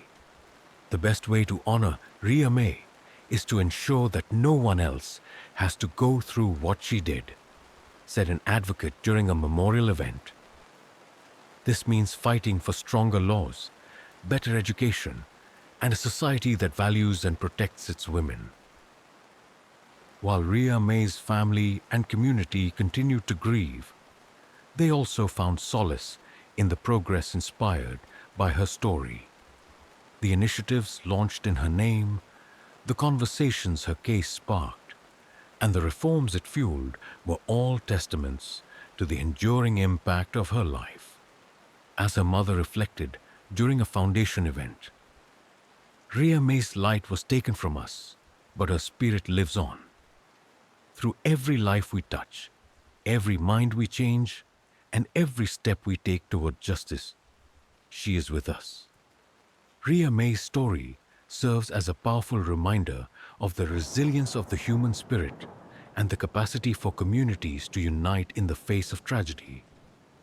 Her legacy is a call to action for all who hear it, to confront injustice, support the vulnerable, and work tirelessly toward a world where everyone can live with dignity, safety, and hope. The story of Ria May Tokmo, though tragic, became a powerful symbol of hope, resilience, and the fight for a better future. As her family, community, and advocates continued their work to honor her memory, they transformed their grief into action, ensuring that her death would inspire lasting change. Ria May's legacy is a reminder of the collective power of humanity to confront injustice and build a safer, more compassionate society.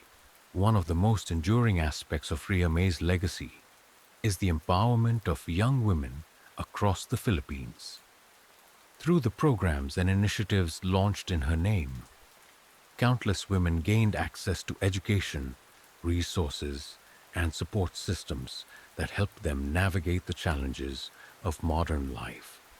The Ria May Foundation became a cornerstone of this effort, offering scholarships and mentorship programs that emphasized self-reliance, confidence, and safety.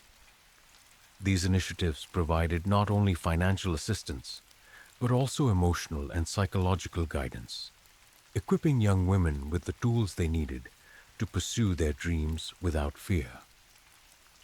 The foundation also partnered with local governments and community organizations to create safe spaces for women.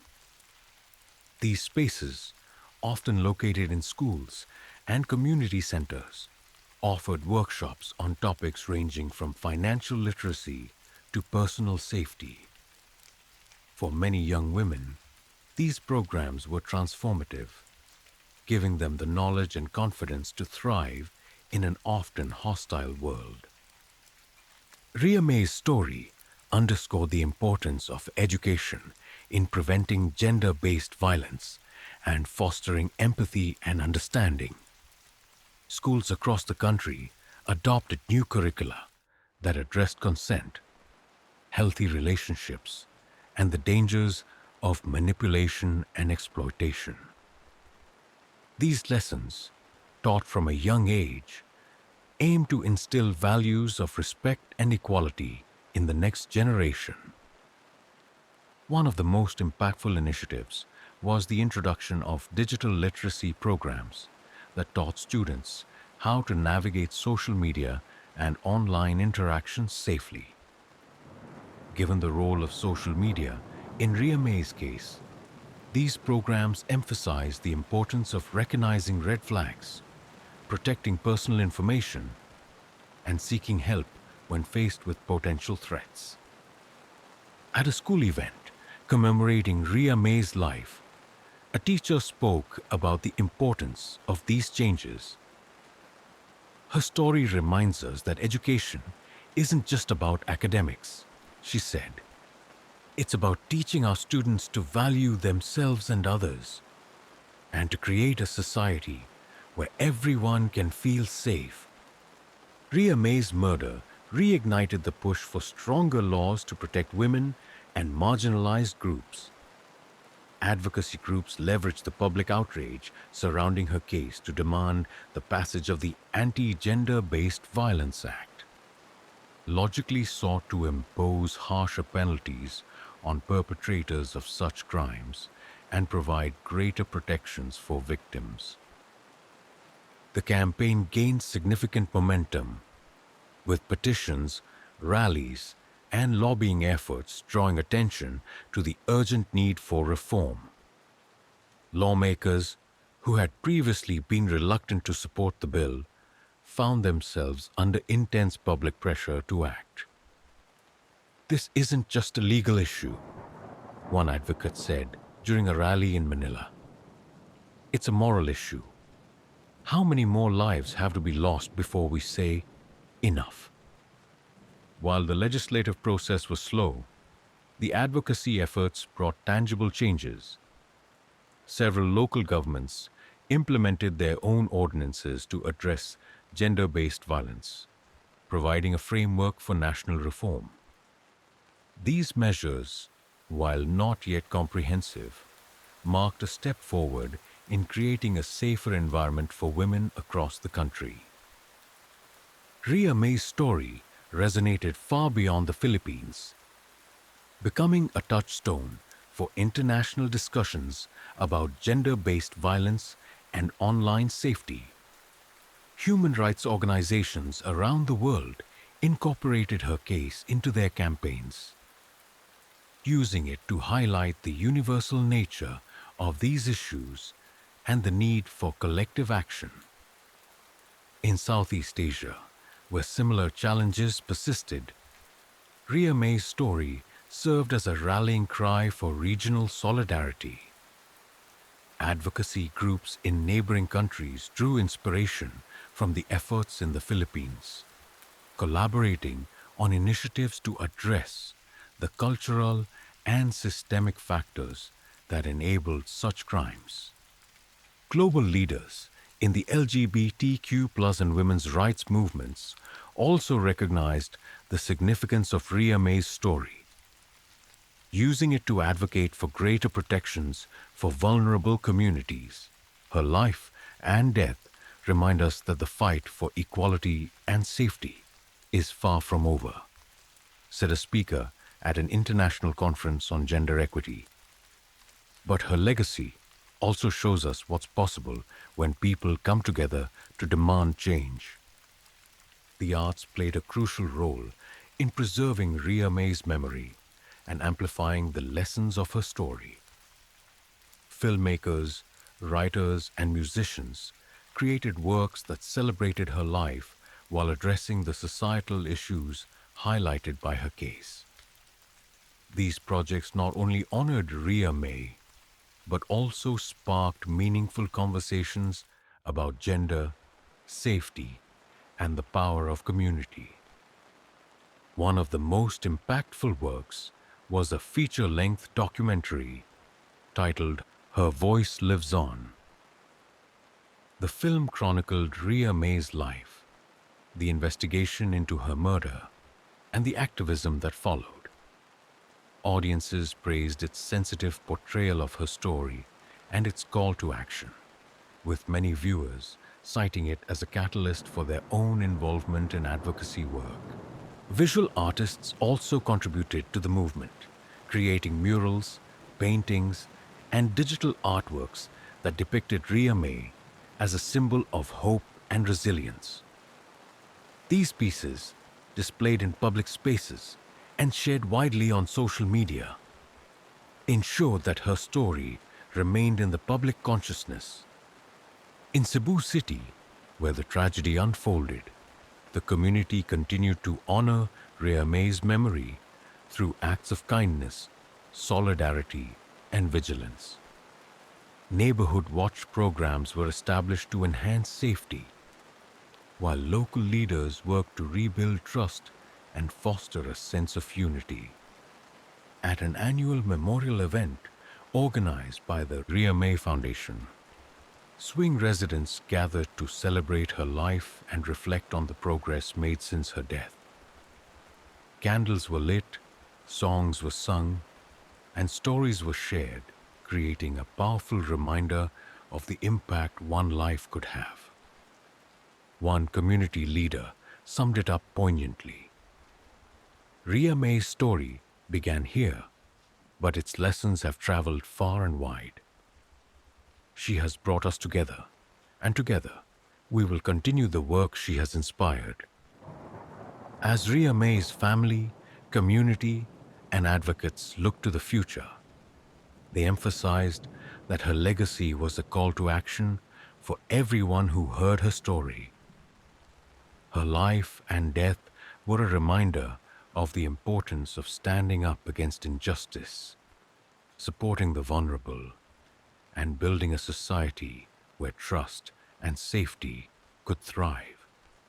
The best way to honor Ria May is to carry her light forward, her mother said at a foundation event.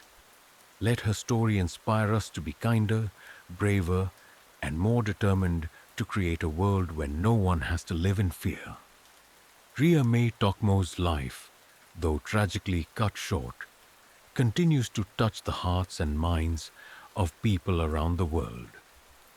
Her story is a testament to the resilience of the human spirit and the power of collective action to effect change.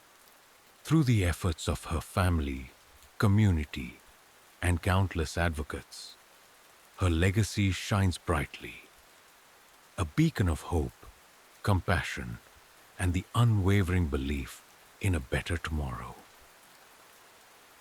Michelle Lang, or Meng Mai Lang, as her family affectionately called her, was a bright and ambitious young woman with her whole life ahead of her. Born in Taiwan and raised in Australia, Michelle balanced the traditions of her heritage with the opportunities of her adopted homeland. Her parents, hardworking immigrants, instilled in her a strong sense of perseverance, respect, and kindness. These qualities would become defining traits of Michelle's personality and the foundation of her dreams. Growing up in Sydney, Michelle excelled both academically and socially. She had a natural curiosity and a love for learning that endeared her to her teachers and peers. By the time she entered her late teens, Michelle had begun charting a path toward her future.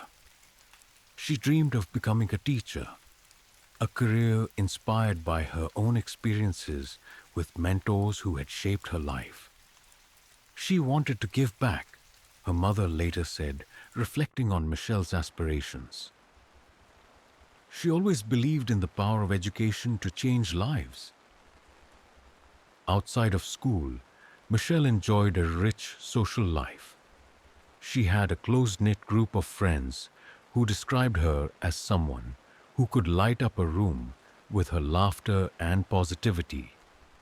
She was the friend who remembered everyone's birthdays, showed up when it mattered most, and was always willing to lend a hand or a listening ear. Michelle was like a sister to us, one friend said. She made you feel like you were the most important person in the world when she was with you. Michelle's family life was equally vibrant. She was particularly close to her mother, who she often described as her role model. The two shared a bond built on mutual admiration and trust. Her father, while more reserved, supported her quietly, always ensuring she had the tools and encouragement to pursue her goals. Michelle also had a large extended family, and she often visited her aunt's home, where she enjoyed spending time with her younger cousins. To them, she was the fun, caring older sister who always brought warmth and laughter into their lives. It was during one of these visits that Michelle's life intersected with Derek Barrett, her aunt's husband. Derek was a man who to most seemed ordinary, a quiet, unassuming individual who worked a steady job and provided for his family. But beneath the surface lay a darkness that no one, including Michelle, could have anticipated. Michelle's relationship with Derek was cordial but distant. She respected him as her aunt's husband, but saw little of him during her visits, as he often kept to himself. Still, Derek had noticed Michelle. Over time, he developed an unhealthy obsession with her, a fixation that he carefully hid from those around him. His behavior began to shift subtly. He lingered longer in conversations, found excuses to be near Michelle during family gatherings, and became more withdrawn in his interactions with others. Michelle, busy with her studies and personal life, remained blissfully unaware of Derek's growing obsession. She had no reason to suspect that the man she saw as nothing more than an uncle by marriage harbored dangerous intentions.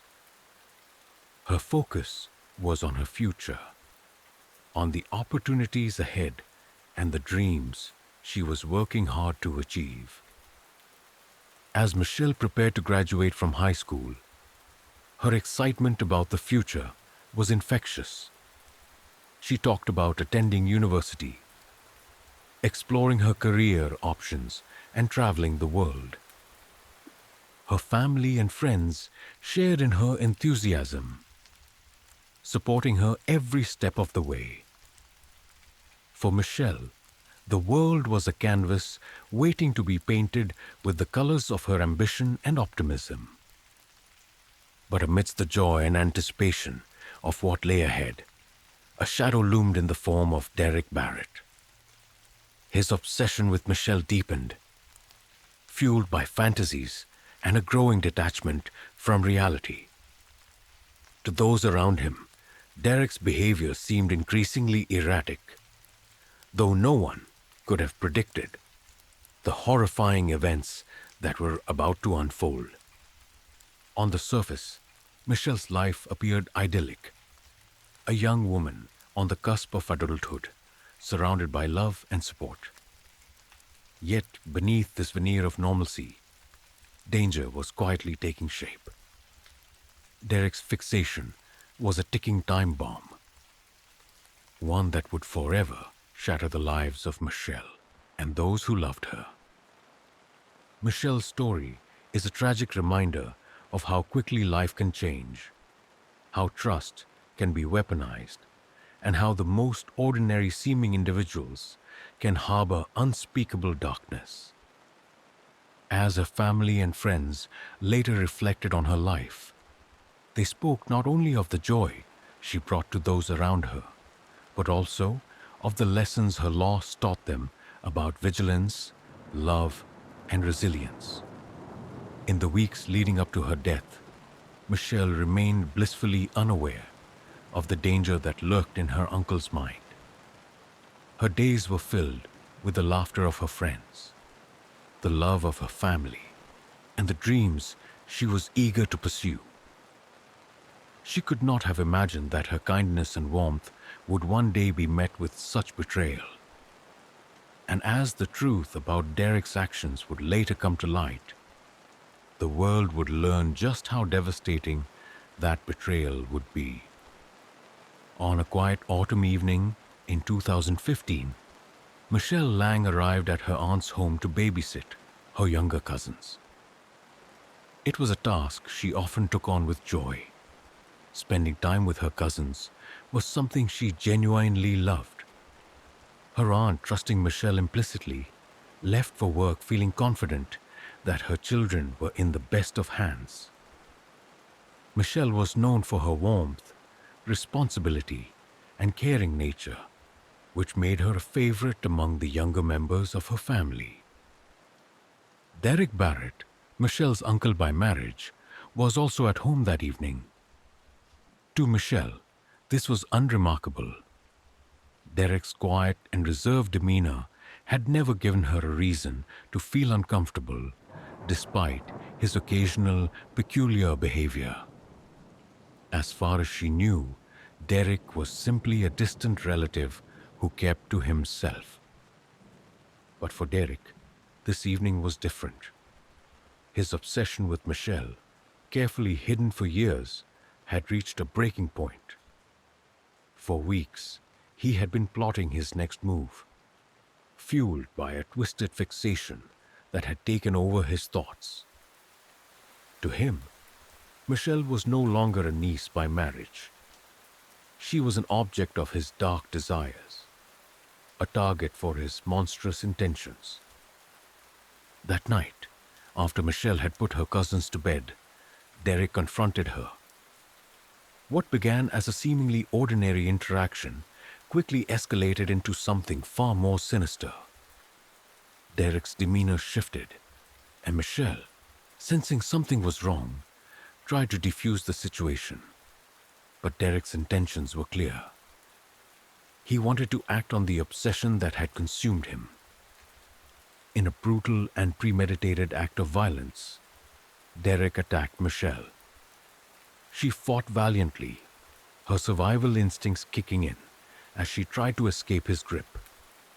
Neighbors later reported hearing faint sounds of a struggle, but dismissed them as household noise. Inside the home, Michelle's life was slipping away as she faced the unthinkable. A betrayal by someone she had no reason to distrust.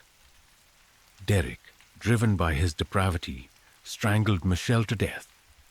The brutality of the act was shocking, and the aftermath was even more chilling. To cover his crime, Derek placed Michelle's lifeless body in the trunk of his car. He drove to a secluded location, a short distance from the family home, where he left her body in a ditch. Derek then returned to the house, attempting to resume a facade of normalcy. The following morning, Michelle's aunt returned home and was immediately alarmed by her niece's absence. Michelle's belongings were still in the house, but there was no sign of her. Her phone went unanswered, and calls to friends and family yielded no information about her whereabouts. Panicked, her aunt contacted the police to report Michelle missing. The search for Michelle began swiftly, with police canvassing the area and interviewing neighbors. It didn't take long for investigators to uncover inconsistencies in Derek's account of the previous night. He claimed to have been asleep during Michelle's visit and feigned ignorance about her disappearance. But his demeanor raised suspicions. His answers were evasive, and his behavior erratic. 2 days later, a local jogger stumbled upon Michelle's body in the ditch where Derek had left her. The discovery sent shockwaves through the community. Michelle's family, already consumed with worry, was devastated by the confirmation of her death. For those who knew her, the tragedy was incomprehensible. How could someone so full of life and kindness meet such a horrific end? As investigators pieced together the events leading to Michelle's murder, Derek's involvement became increasingly clear. Forensic evidence from the family home revealed traces of Michelle's blood, and fibers from the trunk of Derek's car matched those on Michelle's clothing. Surveillance footage from nearby streets placed Derek's vehicle near the location where Michelle's body was found, directly contradicting his initial statements. When confronted with this evidence, Derek's demeanor shifted. He grew defensive and hostile, claiming that Michelle's death was an accident. But his story failed to align with the physical evidence, and his increasingly erratic behavior only deepened investigators' suspicions. The most damning piece of evidence came from a USB drive recovered during a search of Derek's belongings. On it were files that revealed Derek's long-standing obsession with Michelle. photos he had secretly taken of her, journal entries detailing his fantasies, and internet searches about methods of strangulation. The discovery painted a chilling picture of premeditation and depravity, leaving no doubt about Derek's intentions. For Michelle's family, the revelation that her uncle by marriage was responsible for her death was a double blow. They were already grappling with the loss of a beloved daughter, niece, and cousin, and now they had to contend with the betrayal of someone they had welcomed into their lives. Michelle's mother, in particular, struggled to comprehend how someone she had trusted could commit such an unthinkable act. In the days following Michelle's murder, her family spoke publicly about her life and the joy she brought to those around her. Her father described her as the light of our family, a young woman whose kindness and warmth had touched everyone she met. She was taken from us by a monster, he said in a tearful statement, but we will not let her memory be overshadowed by his actions. News of Michelle's murder spread quickly, sparking outrage and disbelief throughout the community. Vigils were held in her honor, with hundreds gathering to light candles, share memories, and demand justice. Her story resonated far beyond her immediate circle, as people from all walks of life grappled with the senselessness of her death. Advocacy groups used Michelle's story to highlight the dangers of unchecked obsessions and the need for greater awareness around domestic violence and familial abuse. Her name became a rallying cry for change, a symbol of the importance of vigilance and the devastating consequences of misplaced trust. As the investigation continued, the full extent of Derek's depravity came to light. His actions revealed a man who had hidden his true nature for years, using the trust and familiarity of family connections as a shield for his darker impulses. The evidence against him was overwhelming, setting the stage for a trial that would bring his monstrous behavior to public light. For Michelle, her kindness and trust had been met with the ultimate betrayal. But even in the face of such tragedy, her family and community vowed to honor her memory, ensuring that her story would not be forgotten. The truth about Derek Barrett would soon be revealed in court, where justice for Michelle would become the focus of an entire nation. The discovery of Michelle Lang's body in a secluded ditch marked the start of an intense and thorough investigation. From the outset, the police were determined to uncover the truth behind her tragic death. What they found painted a chilling portrait of premeditation and betrayal, with Derek Barrett, Michelle's uncle by marriage, at the center of it all. The forensic evidence recovered from the family home and Derek's car provided a solid foundation for the investigation. Blood traces matching Michelle's DNA were found on the carpet in the living room, contradicting Derek's claims that he had no interaction with her that night. The fibers recovered from the trunk of Derek's car matched those from Michelle's clothing, placing her in the vehicle after her death. Surveillance footage proved equally damning. Cameras in the area captured Derek's car leaving the family home late at night, heading toward the location where Michelle's body was later discovered. Investigators used timestamps to establish a timeline that directly implicated Derek in the transportation and disposal of her body. When confronted with this evidence, Derek's initial composure began to falter. His statements to police were riddled with inconsistencies, and his attempts to explain away the evidence only deepened their suspicions.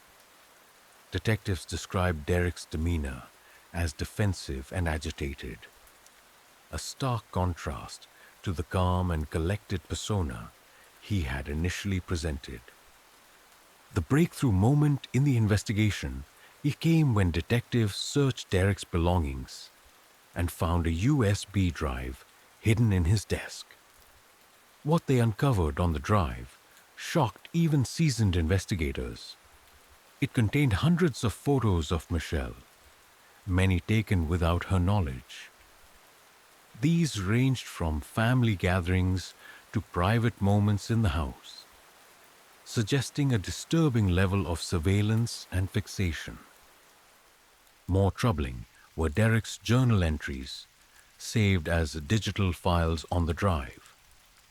They detailed his growing obsession with Michelle, describing her in objectifying and possessive terms. Some entries included fantasies about harming her, which closely mirrored the circumstances of her death.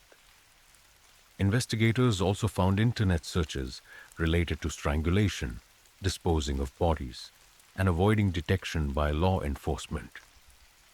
The USB drive was a treasure trove of evidence that not only confirmed Derek's guilt, but also revealed the premeditated nature of his actions.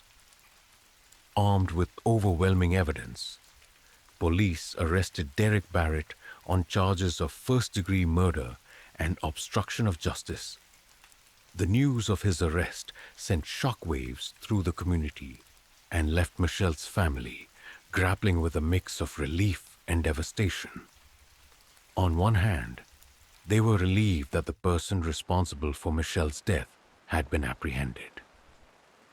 On the other, the revelation that it was a family member compounded their grief and betrayal. Derek maintained his innocence, insisting that Michelle's death was an accident. He claimed she had fallen and hit her head during an argument, and in a panic, he had disposed of her body. However, this narrative failed to align with the forensic evidence and the contents of the USB drive. Prosecutors were confident they had a watertight case against him. Derek's trial began in mid-2016, drawing significant media attention. The courtroom was filled with Michelle's family and friends, members of the public, and reporters eager to document the proceedings. For Michelle's loved ones, the trial was a painful but necessary step toward justice. The prosecution presented a methodical case, starting with forensic experts who testified about the evidence recovered from the crime scene and Derek's car. They detailed how the blood patterns, fibers, and surveillance footage contradicted Derek's claims and pointed to foul play. The USB drive, however, was the centerpiece of the prosecution's argument. Its contents provided a chilling glimpse into Derek's mindset and left no doubt about his premeditated intent. Michelle's mother took the stand, delivering an emotional testimony about her daughter's character, dreams, and the impact of her loss.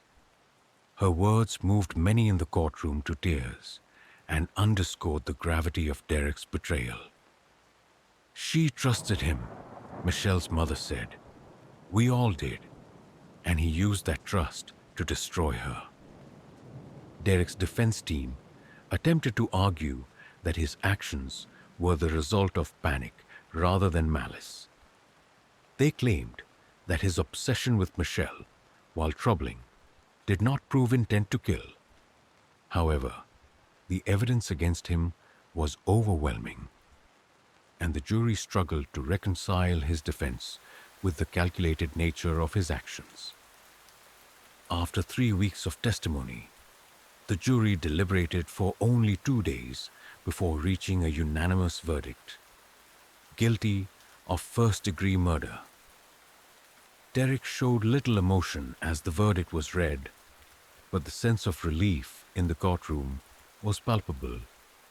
The judge sentenced him to life imprisonment without the possibility of parole. condemning his actions as a profound betrayal of trust and humanity. For Michelle's family, the verdict provided some measure of closure. While it could never undo the pain of losing her, knowing that Derek would face justice brought a sense of accountability. Outside the courthouse, Michelle's mother expressed gratitude to the investigators and prosecutors who had worked tirelessly on the case. "This doesn't bring Michelle back," she said, "but it ensures that he can never hurt anyone else." The trial and its outcome sparked widespread discussions about the dangers of unchecked obsession and the betrayal of trust within families. Advocacy groups used Michelle's story to raise awareness about the warning signs of predatory behavior and the importance of vigilance in protecting vulnerable individuals. Michelle's community honored her memory with a candlelight vigil where hundreds gathered to celebrate her life and commit to preventing similar tragedies. Her story became a rallying cry for change, inspiring efforts to improve education around abuse and strengthen protections for those at risk. Though the trial marked the end of Derek Barrett's freedom, Michelle's family and friends knew their work was not done. They vowed to honor her legacy by sharing her story and advocating for greater awareness of the dangers lurking within seemingly safe environments. Michelle's life, though tragically cut short, became a symbol of resilience, love, and the enduring fight for justice. The conclusion of Derek Barrett's trial brought justice for Michelle Lang and her grieving family, but the journey toward healing had only just begun. The weight of her loss, compounded by the betrayal of someone they trusted, left Michelle's family and friends grappling with deep emotional scars. Yet, amidst their pain, they found strength in honoring Michelle's memory and ensuring her story would inspire change. Michelle's parents, devastated by the loss of their only daughter, faced the daunting task of rebuilding their lives without her. For Michelle's mother, the bond they shared was irreplaceable. "She wasn't just my daughter," she said tearfully in an interview. "She was my best friend, my light, and my inspiration." Her father, a man of few words, expressed his grief through quiet resilience. He became a pillar of strength for the family, supporting his wife and ensuring Michelle's memory lived on in their daily lives.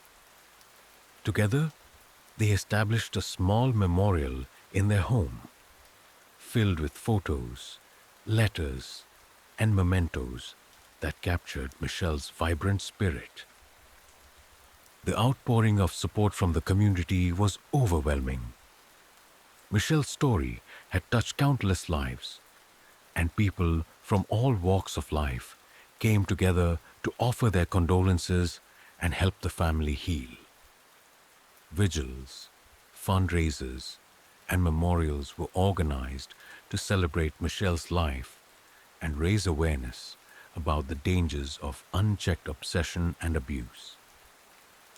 At a candlelight vigil held shortly after the trial, hundreds gathered to honor Michelle's memory.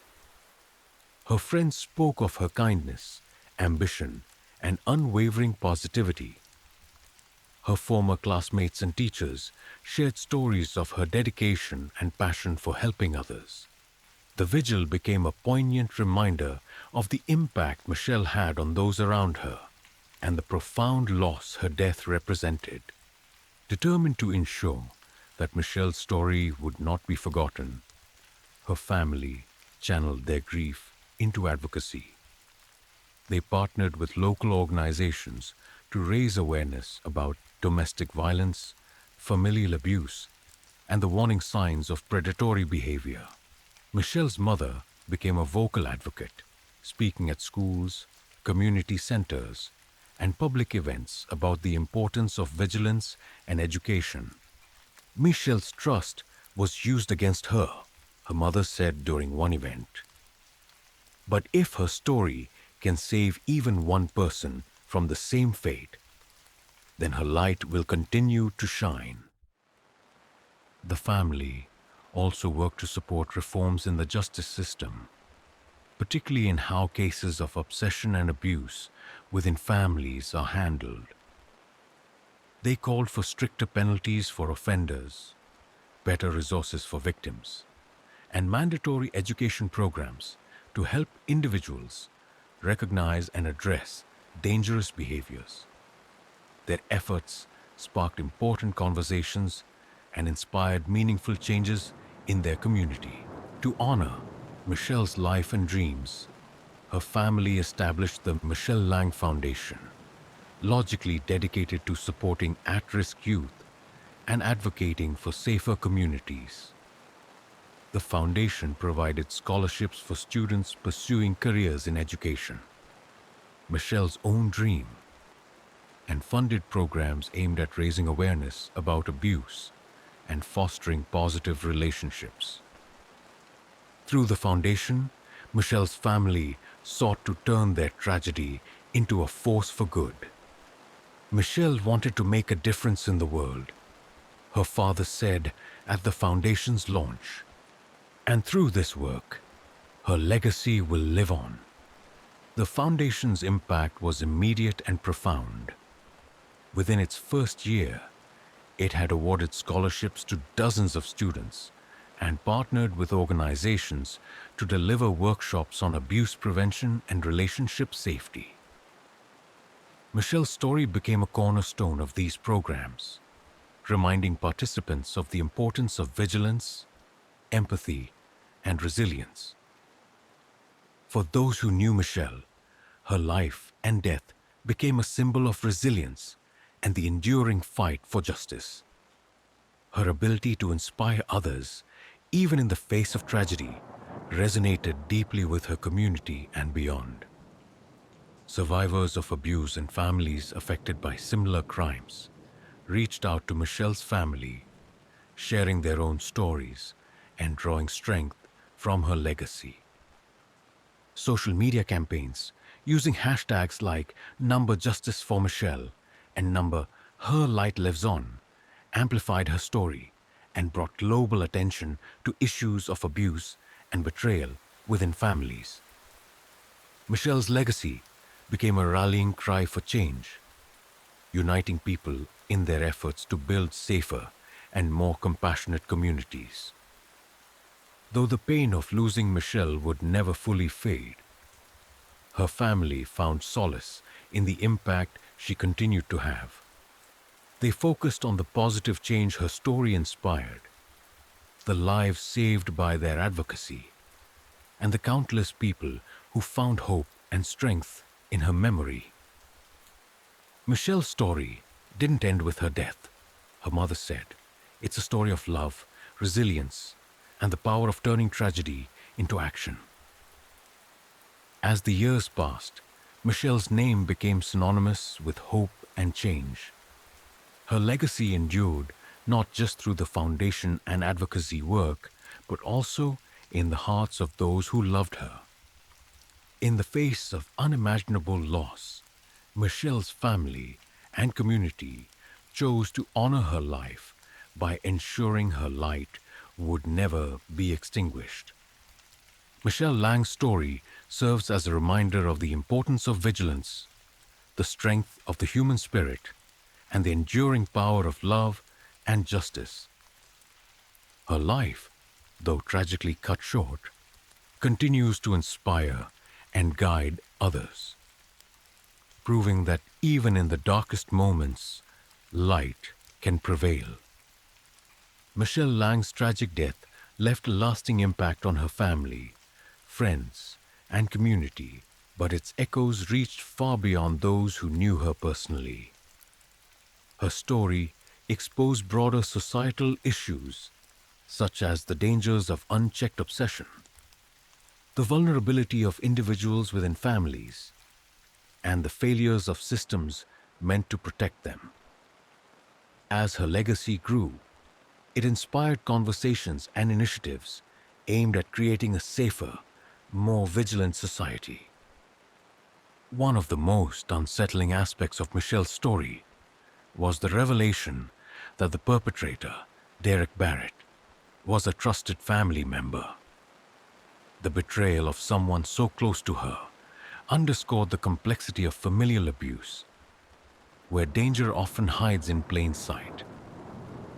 Advocacy groups use Michelle's case to raise awareness about this often overlooked form of violence, emphasizing that abuse and obsession can exist even within seemingly stable and loving families.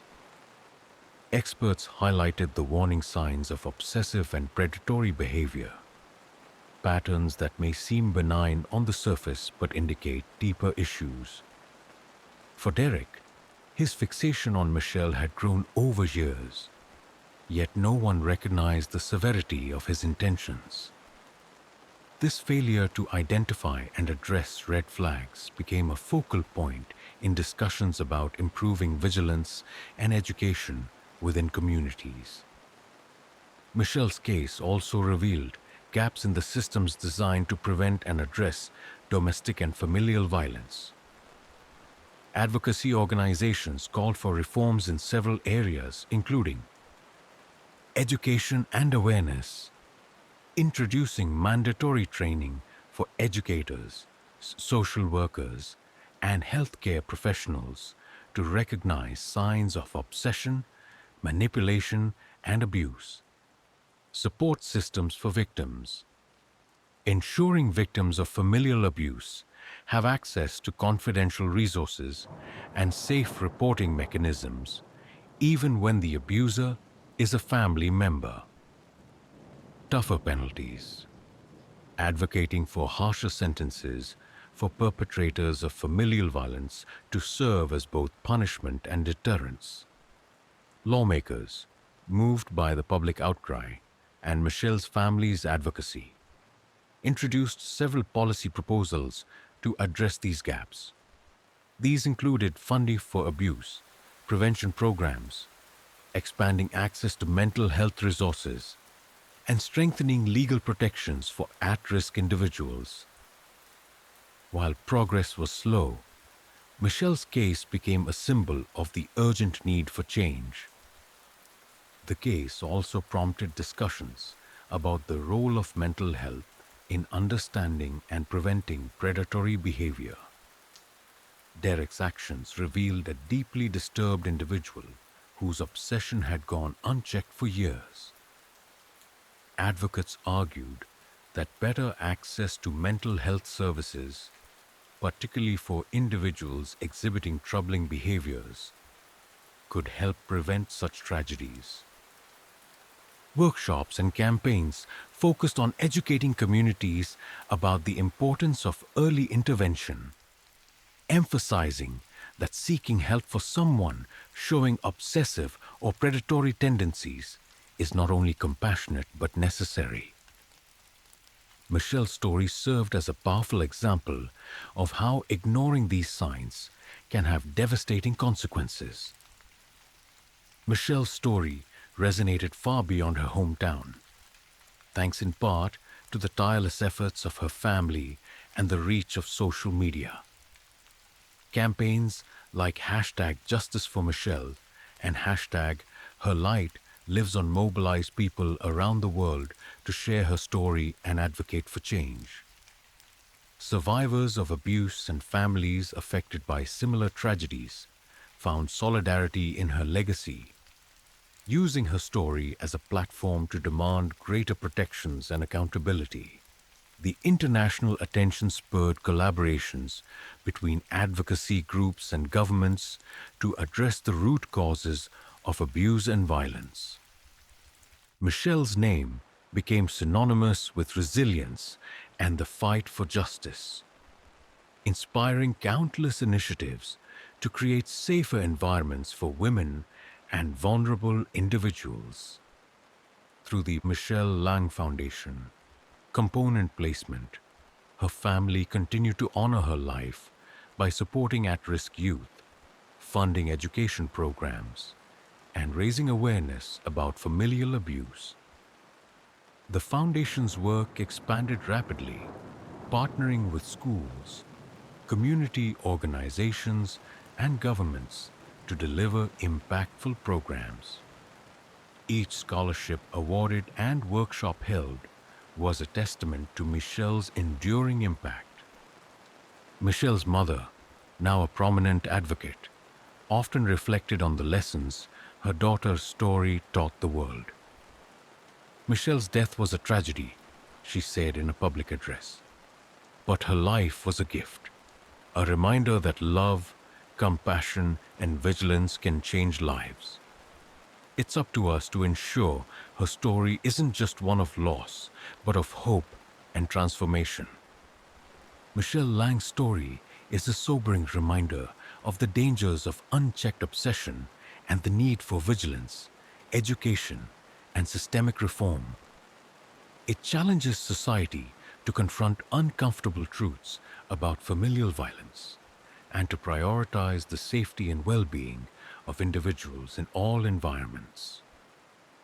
Her legacy is a call to action, a demand for justice, accountability, and change.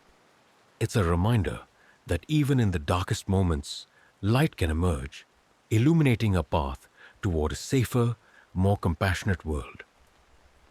Michelle's life, though tragically cut short, continues to inspire and guide efforts to ensure that no one else suffers the way she did.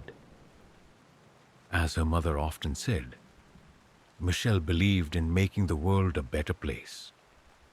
It's up to us to carry that belief forward. Michelle Lang's light lives on, not only in the hearts of those who knew her, but in the countless lives touched by her story and the movement for change it inspired.